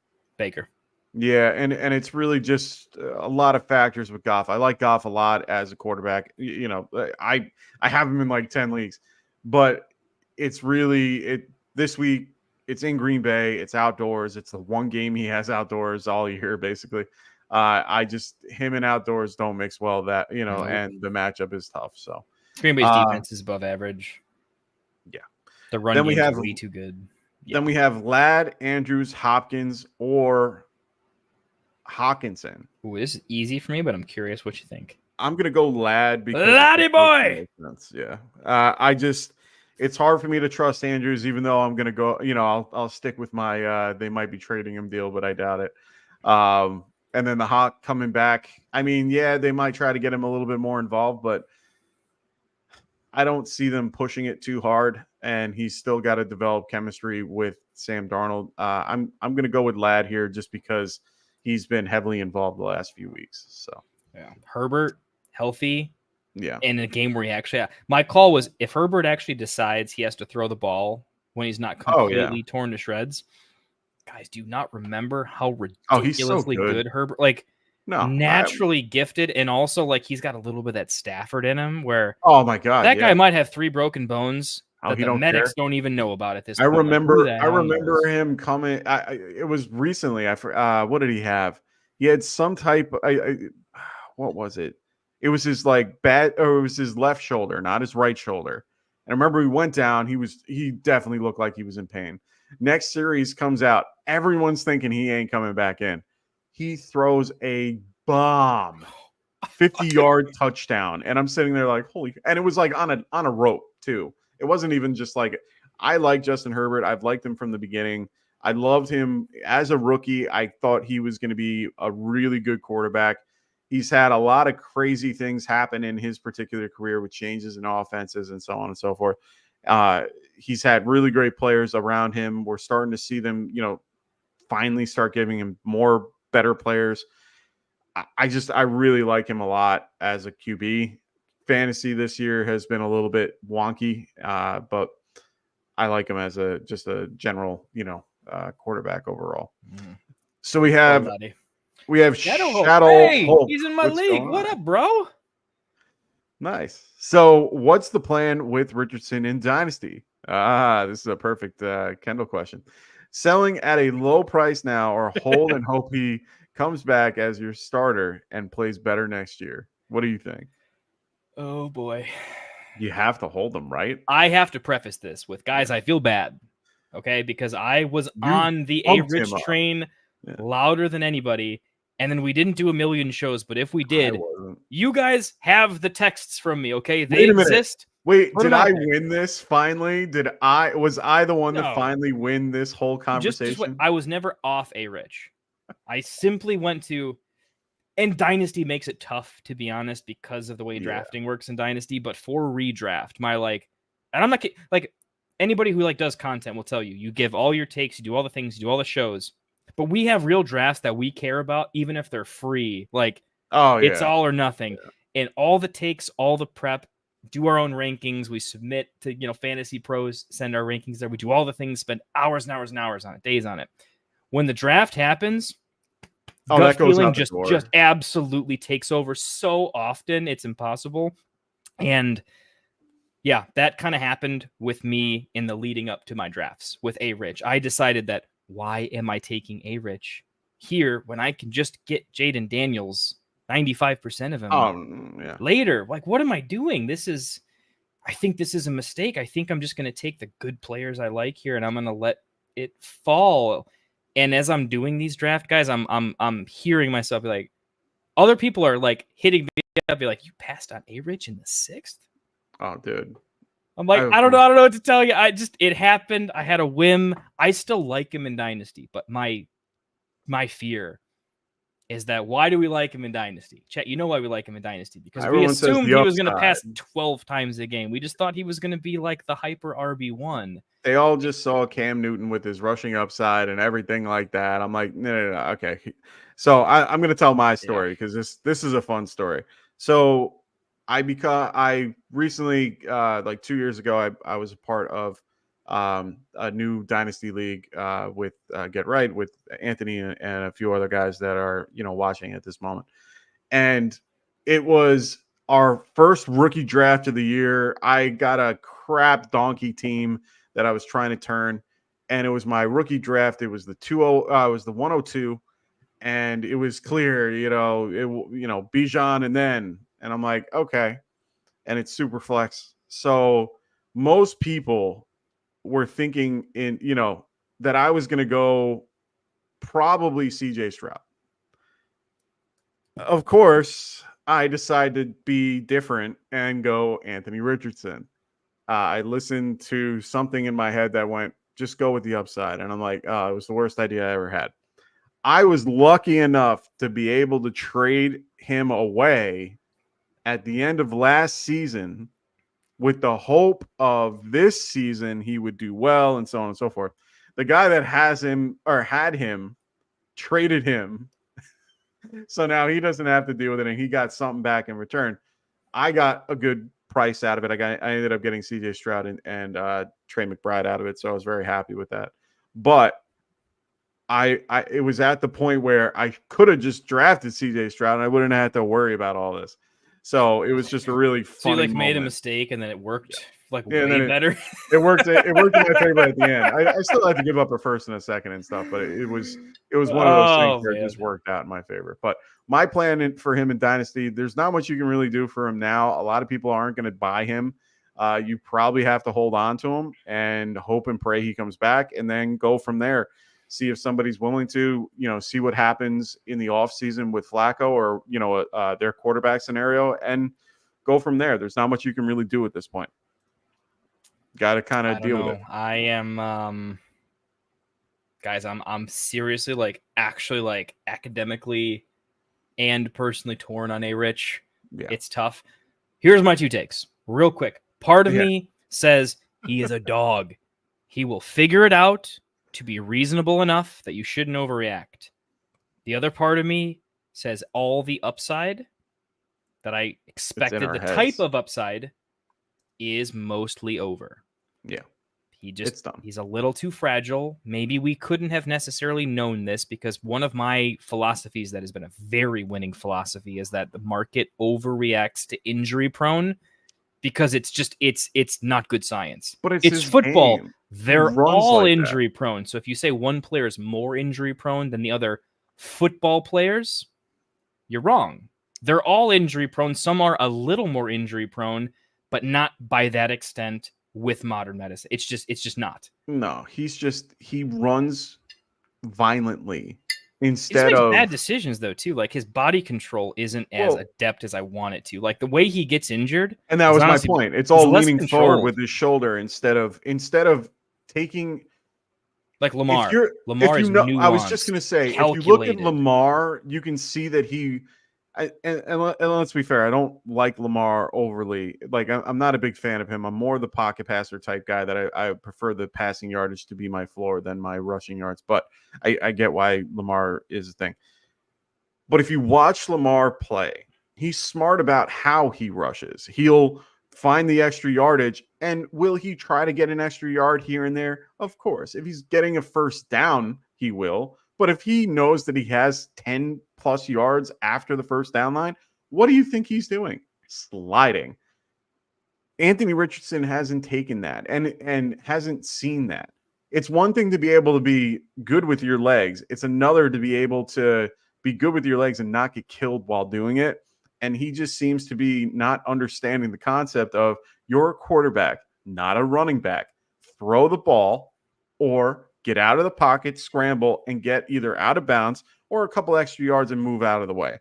Now, I can make the argument that guys like Bo Nix are going to take a real big beating if they keep doing what they keep doing, because Bo Nix scares me a little bit too. I love his athletic ability, but if he keeps running the way he does, he's going to get hurt. So they got to understand you're not playing with boys anymore. You're playing with men, and it's going to hurt at one point. And I understand Anthony Richardson's a big dude, but yeah. But it's the NFL.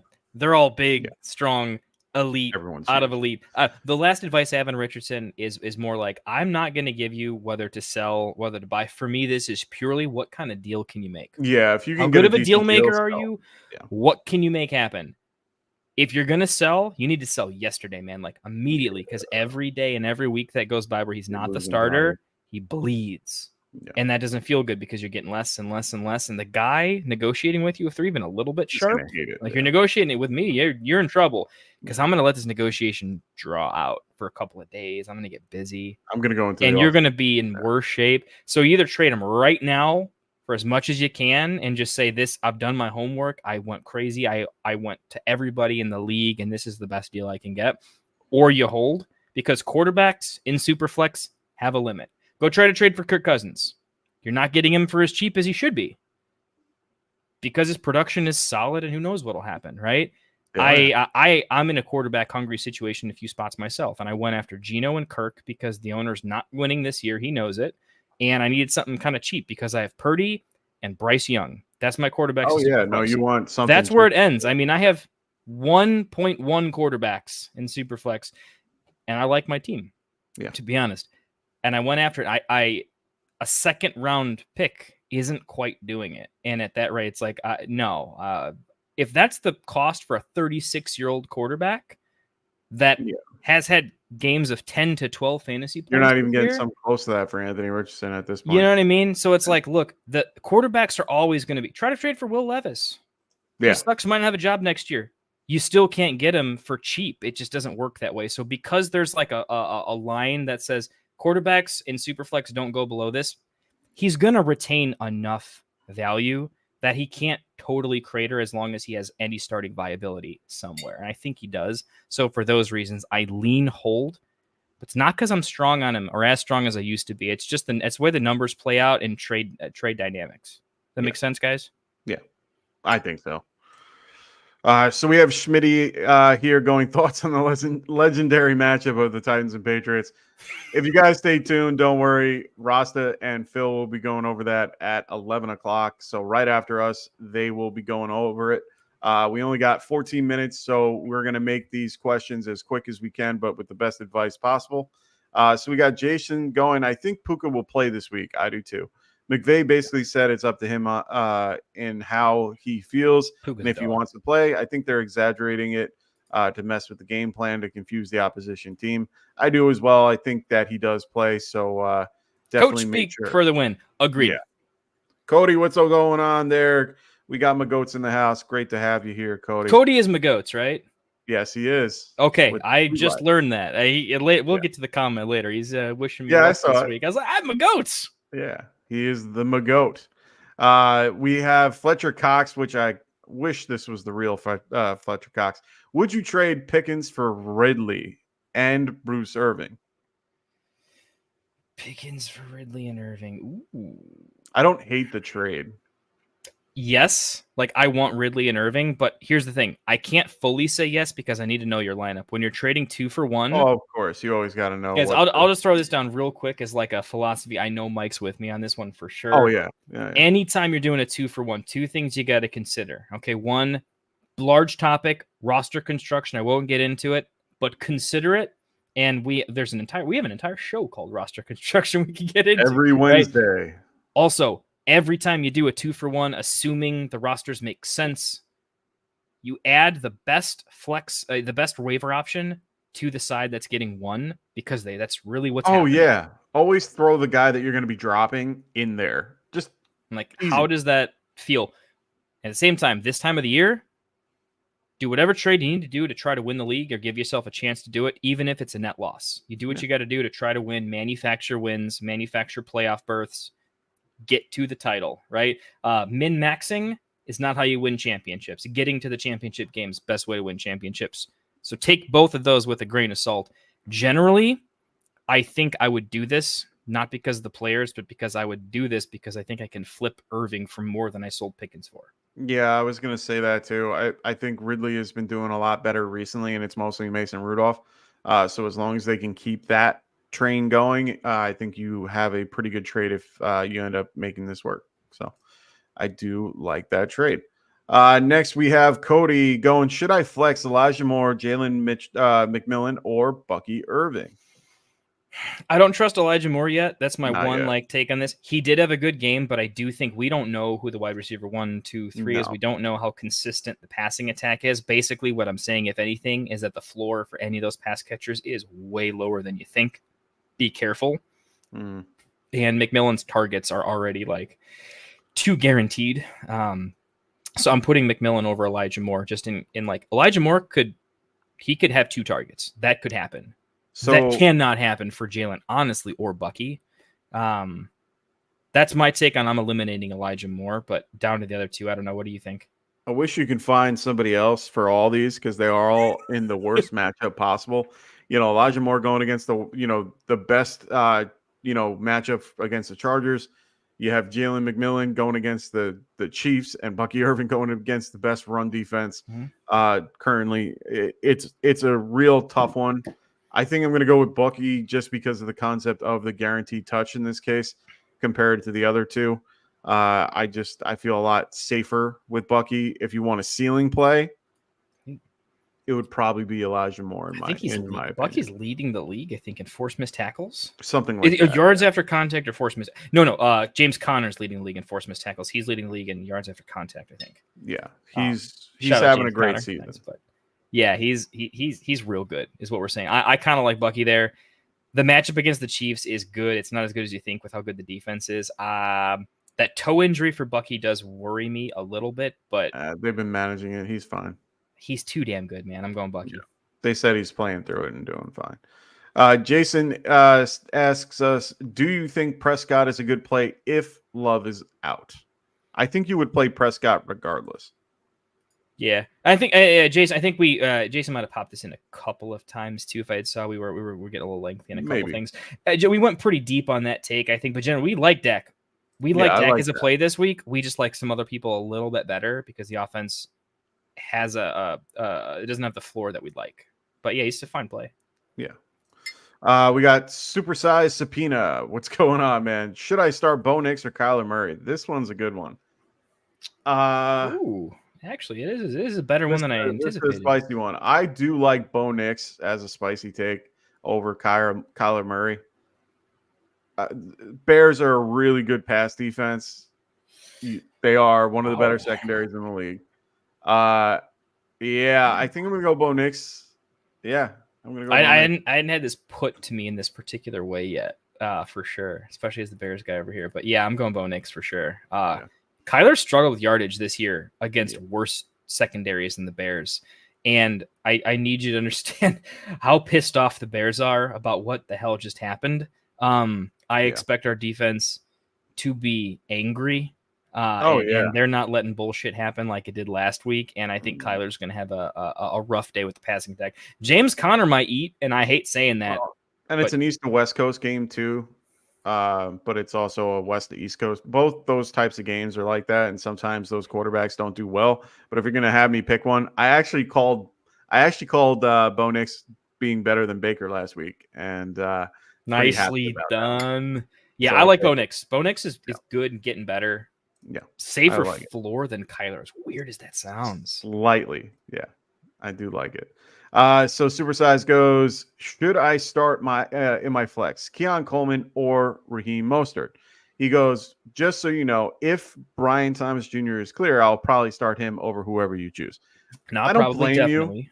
you. Yeah, I would too. I'm gonna lean Keon Coleman here. Agreed. Yeah, you heard my anti-Raheem take. Yeah, I'm just not a big. That's Raheem enough. Mostert even if fan. Coleman, even if I was less high on Coleman, that's an anti-Raheem for sure. Coleman. Yeah. And then he goes, should I start Dalton Kincaid or TJ Hawkinson? I'm sure it's Dalton, but figured I'd ask anyway. This one's tougher for me. They're both pretty close overall. I'm gonna go Dalton, and it's only because I'm unsure of Hawk at this point. There isn't some hidden.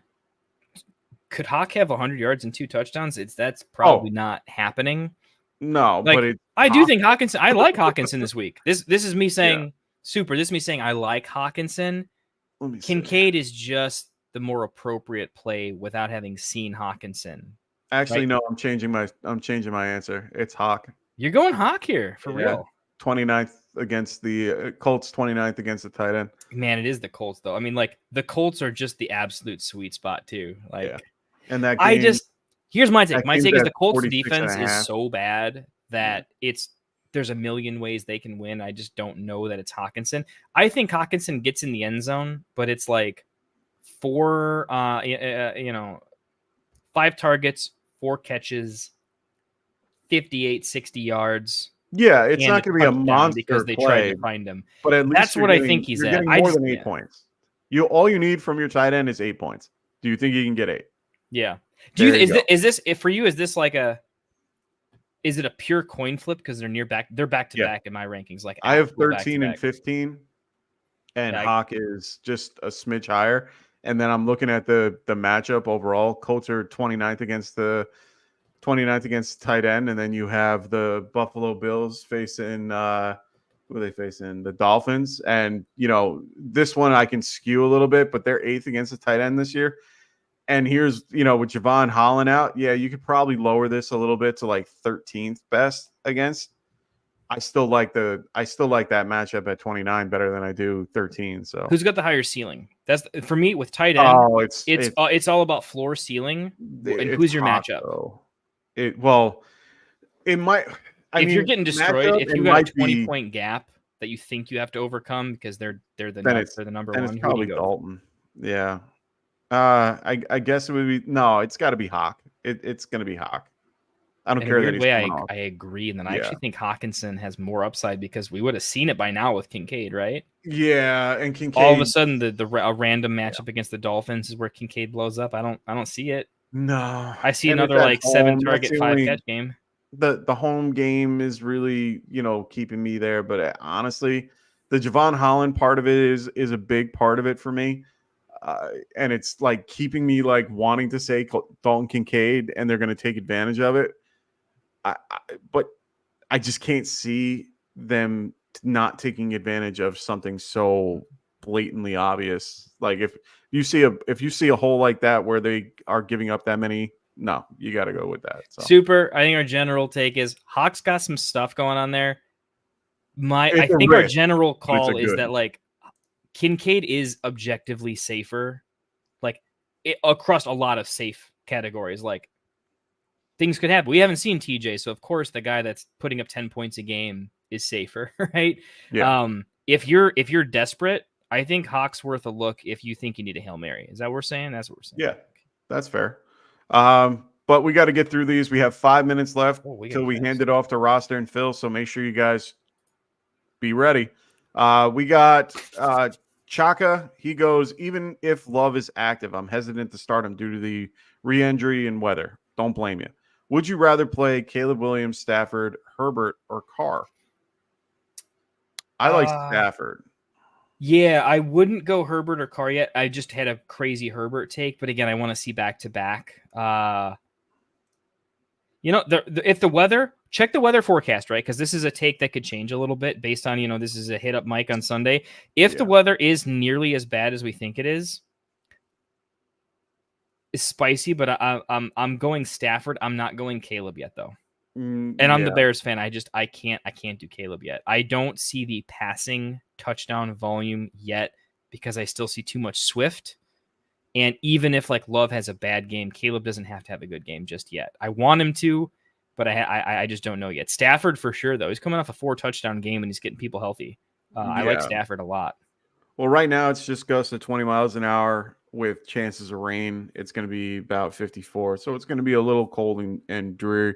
Same thing in Seattle overall, but it's 5 mile an hour with some chances of rain. Whole northern part of the country is getting a little something. So, I'm still going Stafford though. I still feel more confident in him than I do others. We got Daniel. What's going on, man? He goes, "Hi, thoughts on trading Devontae Smith, Josh Jacobs for Nico Pollard and Jacoby Myers?" I'm okay with that if Pollard's okay. I wouldn't do it until you found out more about Pollard. Specifically with Diggs down for the year. So when he comes back, he is the guy. Yes. I'm a little nervous about Pollard in that trade unless you're good at running back. But yeah, I'm doing that trade. Yeah, you do lose a little bit at running back, but Pollard has the targets and he's had it by himself for a while. Yeah, I would. It's close, but I think the upside for Nico's worth it. Oh, 100%. Willie goes, Jacoby Myers or Sutton? Jacoby. I'm going Sutton on this one. This is just more like I'm a Jacoby guy. I just like him. I like both, but I honestly love both, but I'm going to go Sutton here. Or I should say range of outcomes. I think Sutton has more chances to have a better game, but he has much, much, much more chances to have a worse game. Range of outcomes is what I'm saying. Okay. Luis goes full PPR. Pick 2 running backs, Gibbs, A-Chain, JT. Pick 1 wide receiver, London or Puka. So for me, it's going to be London right off the bat. Puka right now is dealing with a knee injury, a new knee injury. I'm not sure what it is, but it's nothing. It's minor apparently. I'm going to get re-aggravated though with a knee. Really and that's easy to re-aggravate. Kind of where I'm going with it. I'm just going to go with the guy that's safe at this point, and that's London. As wide receivers go, I mean, Jesus. Gibbs is a lock for sure. Yep, that's my easy one. It's a little bit different when we get down to JT and A-Chain. I think I would lean JT, but only by a smidge. Full PPR, though. I know. The full PPR is making it a little bit more difficult where I think A-Chain can be a little bit better. What defense are the Colts playing? We just talked about it. The Colts are playing the Vikings. Vikings are pretty good against the run. The Vikings have such a good defense. I'm going Gibbs and A-Chain. Yeah, I can't. That defense is a little too scary. No, wait, never mind. Bills are... And no, never mind. A-Chain. Gibbs and A-Chain. I think A-Chain is going to catch 7 passes. I'm not kidding. It doesn't matter. I think in PPR, I can't not do it. No. I'm London as well. Yeah. I'm taking the matchup. We got drop Ayuk or wait until the playoffs. No, drop him. If you're in a redraft league, just drop him. There's no point in keeping him unless you're in a dynasty league and you can trade him. Wicked goes, is Christian Kirk a dead dynasty asset? Thinking I want to grab him cheap or should he be buried. He was a trade candidate until he got a season-ending collarbone injury. I would hold, and there's not much you can really do with him at this point. Hold, wait for the future trade. Yeah, and, wait for the offseason see what because you can get. he's going to be a free agent. So remember that. Yeah, but better days ahead, not elite days, but I think you can still get, a third and a fourth for him at some point, but you're not getting anything for him now. So hold. Yeah, for sure. Luis, no problem, man. So we got just about 10 questions left. We do have our other show going on in now. So we're going to do our best to get through these as quickly as possible. Right. HT 3-second takes. Yeah, we're going to go real quick. 3 and 5. I need a win now. Would you guys trade Nico for Aaron Rodgers and Devontae Smith? His current running wide receivers are London, Debo, Downs, Reed, Mooney, Nico. My running backs are A-Chain, Connor, B-Rob, and Chase. So you're good at running back. I don't think you need to trade. Keep Nico. Yeah, I was going to say, don't trade. Keep Nico. You're trading for horizontal assets, not tier ups, in my opinion. 100%. Cassine Cilia, what's going on? He goes, should I start Lamar or Baker? Lamar. Baker still scares me. Had a good game last week, but he is missing those weapons. There's a reality where he comes back down to earth on the touchdowns because they're just not there. It has to be rushing. Bucky runs in too. Go Lamar. Plus the rushing upside, even with him injured, it's just Lamar all day. Lamar slightly in my favor. I prefer, and Baker. I like Baker. Y'all, I like Baker better, but I will go with. What the hell? Oh my god. Yeah. Lucius, sorry. What do you guys think of Jalen Waddle rest of the season? Better, but not as good as most people. He was not good when Tua was still there. Yeah, he's a mid wide receiver too. He's not an every week starter. You can pretty much gauge the matchup and see what you can do from there.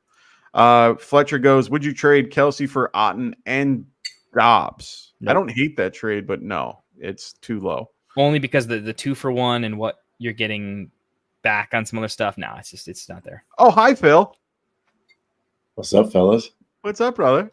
We are Ruskin, wrapping up. Baby, how we doing? I promise we're going to be done shortly. My enemy this week. Oh, yeah. Stick with us? Taper, baby. Why not? We're here. We hanging out. We got a couple minutes. So I was upstairs actually in the house watching the show, and then I was on my phone, and I was like, do I troll the guys and throw some shit in the comments? Can you take some questions, man? Let's argue. Oh, what do you want to talk about? I was listening to you painfully squeam in your chair as you were talking about the Anthony Richardson. Do I sell him? Do I trade him? I was like, this dude's. Oh my God, we got everybody here now. Yo, just hang out. We'll just do a 4-screen, right here. This is like Tony Reali on ESPN, just around the horn, boys.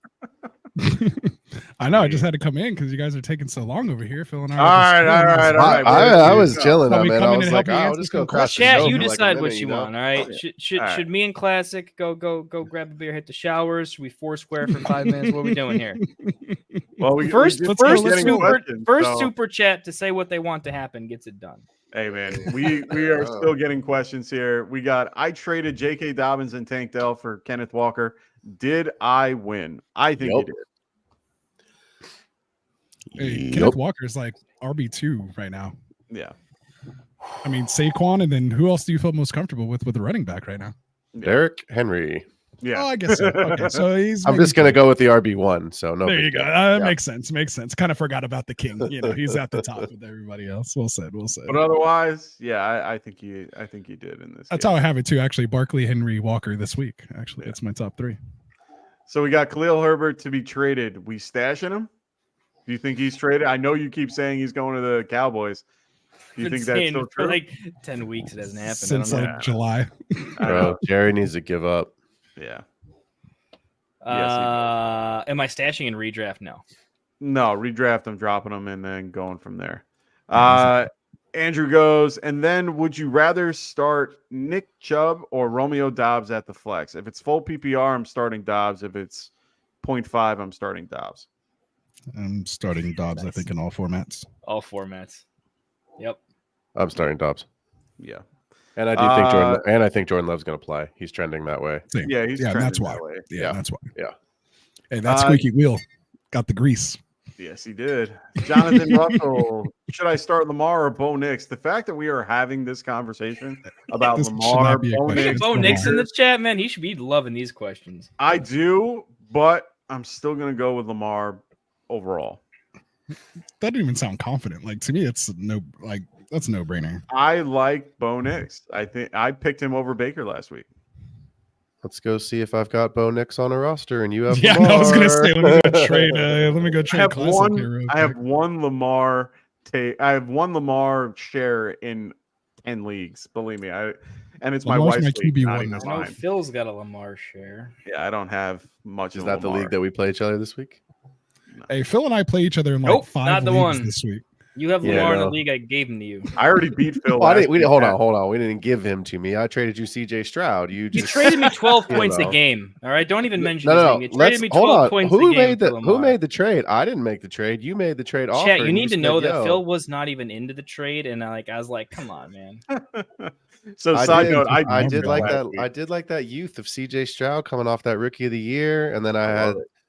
I don't know. I had somebody, and then I had Flowers, obviously, and then who'd you have? Tank, or did you have? I had Tank, you Nico? had Flowers, and so Yeah, I was so we like, why traded so aren't we could each have a why aren't we stack. stacking? You know, we should do this. Yes, I'm only got quite my pleased. second I'm quite one. pleased with that at this moment. I just traded the QB1 for a flex option, boys. You Nice. should not listen to a word I have to say. I told everybody to sit Puka last week, so there you go. Yeah, I was right there with there you, you go. man. I mean, Don't so did everyone Basically, else. Don't So did listen to everyone. Phil. Yeah. So All would right, you y'all trade- finish your show. I'm out. And peace out. All We're right. gonna see y'all. We'll on our be show in a there. couple Yeah, minutes. we'll be there in 2 minutes. We'll I send promise. it. Laters, guys, laters. Later. So next question is: would you trade Kelsey and Cook for Jacobs and Njoku? Yeah, I would do that. I think Njoku's got a pretty decent runway in that offense, not the QB change. And Jacobs, everyone's starved at running back. Sometimes you just need something, and he's more than something. I would do it. Yeah. So just so you guys know, Jonathan Russell at the bottom with his question about DJ Moore and Jacoby Myers. That's going to be our last question of the night. We got to hand this off. I'm sorry, guys. For me and Mike. Don't worry. Phil and Rasta will answer your questions moving forward after we are done here. So Alec Helton goes, assuming they both play, are we thinking Devontae Smith and or Brian Thomas Jr.? I'm going to probably go Devontae Smith just to be safe. I like the matchup better anyway. I'm going to go Devonta to be safe. Range of outcomes, I think BTJ is the better play, but it's too risky. It's just too risky. It doesn't make sense for how the upsides are close enough, man. Yeah. We kind of already answered this. I think he is traded. We all think that he's going to go to the Cowboys, but we'll wait and see how that First goes. game after he's traded is uncertain. Second game, who knows when he's traded? It could be a bad matchup. You could lose 2 weeks to unfortunate circumstance. Don't do it. You don't even know if it's going to make sense at that point in time. There's other areas and avenues to be more aggressive. Yeah. So don't worry. Jonathan Russell, he goes, do you think I won the trade if I got James Conner and DJ Moore for DK Metcalf and Brian Thomas Jr.? Get James Conner and if you're sending DK and B-Rob, yeah, I like Connor and DJ a lot. Yeah, I was going going to say, yeah, if you got Connor, yeah, you won by that's a capital dub. Yeah, I like that. So Nathan Aurora, I'm sorry, I'm really bad with names. I'm just going to go with Nathan. I got offered McCaffrey and Metcalf for Neighbors and Jacobs. I'm first in my league and I have good running back depth. Should I take it? I wouldn't. I wouldn't do it just because do it. It seems enticing, but you're getting McCaffrey off injury. Yeah, I know, but Metcalf is currently injured, and you have Neighbors doing well, Jacobs doing fine. There's no point in giving up what you got for them. I don't know if you should or shouldn't, but I tell you, I personally can't do it. I'm just too big on Neighbors, man. Me too. Neighbors is secretly the best dynasty asset in that trade. Oh, well, that too. I mean, not dynasty, like points per game. Either way, Neighbors will score more points per game than McCaffrey when McCaffrey comes back. That's my take. Oh yeah, I'm down with that. Yoshiman, he goes, who would you trade? Banks? Oh wait, who would you trade? Tank Bigsby and Deontay for? Some names that you trade for. This is a long list, to be honest. We don't have time because we have to I don't kick it have over. time for this. I'm Please, sorry, guys. either throw a comment in any video on one of our channels, Yeah, just mention it, or in the video. We'll sleeper. get back to you on it. We'll go like deep on it. We'll send it to our group text, and all of Get Right. We'll get back to you, and it'll be a fun time. So let's do that. Yeah. Magoats goes, Ravens have the 32nd ranked pass defense. Great matchup for Knicks. It really is. Yep. When we were talking about Lamar and Bo Nix, I don't think you could go wrong, but you got to kind of lean Lamar. I know the injury is what's scaring people, so don't stress too much. Last question of the night. Should I start DJ Moore / Jacoby Myers over AJ Brown and Malik Neighbors? Don't overthink it. Play your studs, AJ Brown and Neighbors. Yeah, I love DJ Moore. I really do. I think there's some great things there, but you're downgrading. One, he's just not even as talented as Neighbors, and the targets don't need to be there for DJ. You're going down 2 tiers, and it's not even worth doing, in my opinion. So you're good. So, all right, boys and girls, thank you all for watching today. I appreciate everybody in the chat. Thank you so much for all you guys do. Ray, always a pleasure to see you. Hope to see you on Sunday morning. Everybody in the chat, Jonathan, Cody, everybody, Wicked. Yeah, just wait. Did I miss this question? McLaurin and Coleman for Debo and Bucky. Also Laporta and Deontay for Otten and Bucky. Keeping Laporta and Deontay. Agreed. Wow. I don't think I would do Debo and Bucky because you can never have too many running backs in today's Yeah, that's a good point. Yeah, I would do that. Yeah, you get it's Debo the positional. Like if you're not trading for Bucky, you're probably going to give up somebody else for a different running back, right? Yeah, for sure. All right, boys and girls, thank you all for watching. We both really appreciate it. Make sure you guys check out all of our affiliate podcasts as well with our good buddy here at the Fantasy Football Tavern. If you want cold beer, hot takes, go listen to Kendall on the Fantasy Football Tavern. We also have Phil, who you just saw 2 minutes ago on the Extra Point, as well as the Tycoon himself, the Fantasy Boardroom.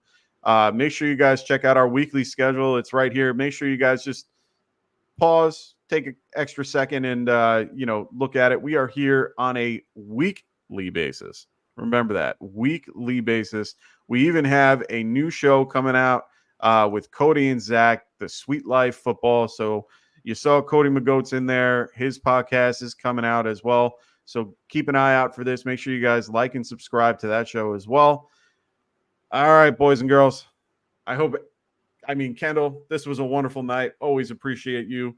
Thank you for coming. Thank you for always being here with me on a Friday. So really, we got through it. I'm really happy with it. Hey, man, let's go win some matchups, man. Let's go do it. That's right. So everybody, I hope you guys have a wonderful week 9, unless, of course, you're going against me. I will see you guys on Sunday morning. Please make sure you guys check me out on Sunday, 11 a.m. right here on the Get Right Fantasy Network. We'll see you guys later. Hit that outro. Peace. Wanted to write fantasy is the play. Marking often, but I tune in every Friday. Strategies provided, I will lock in every way. So go and roll your sleeves.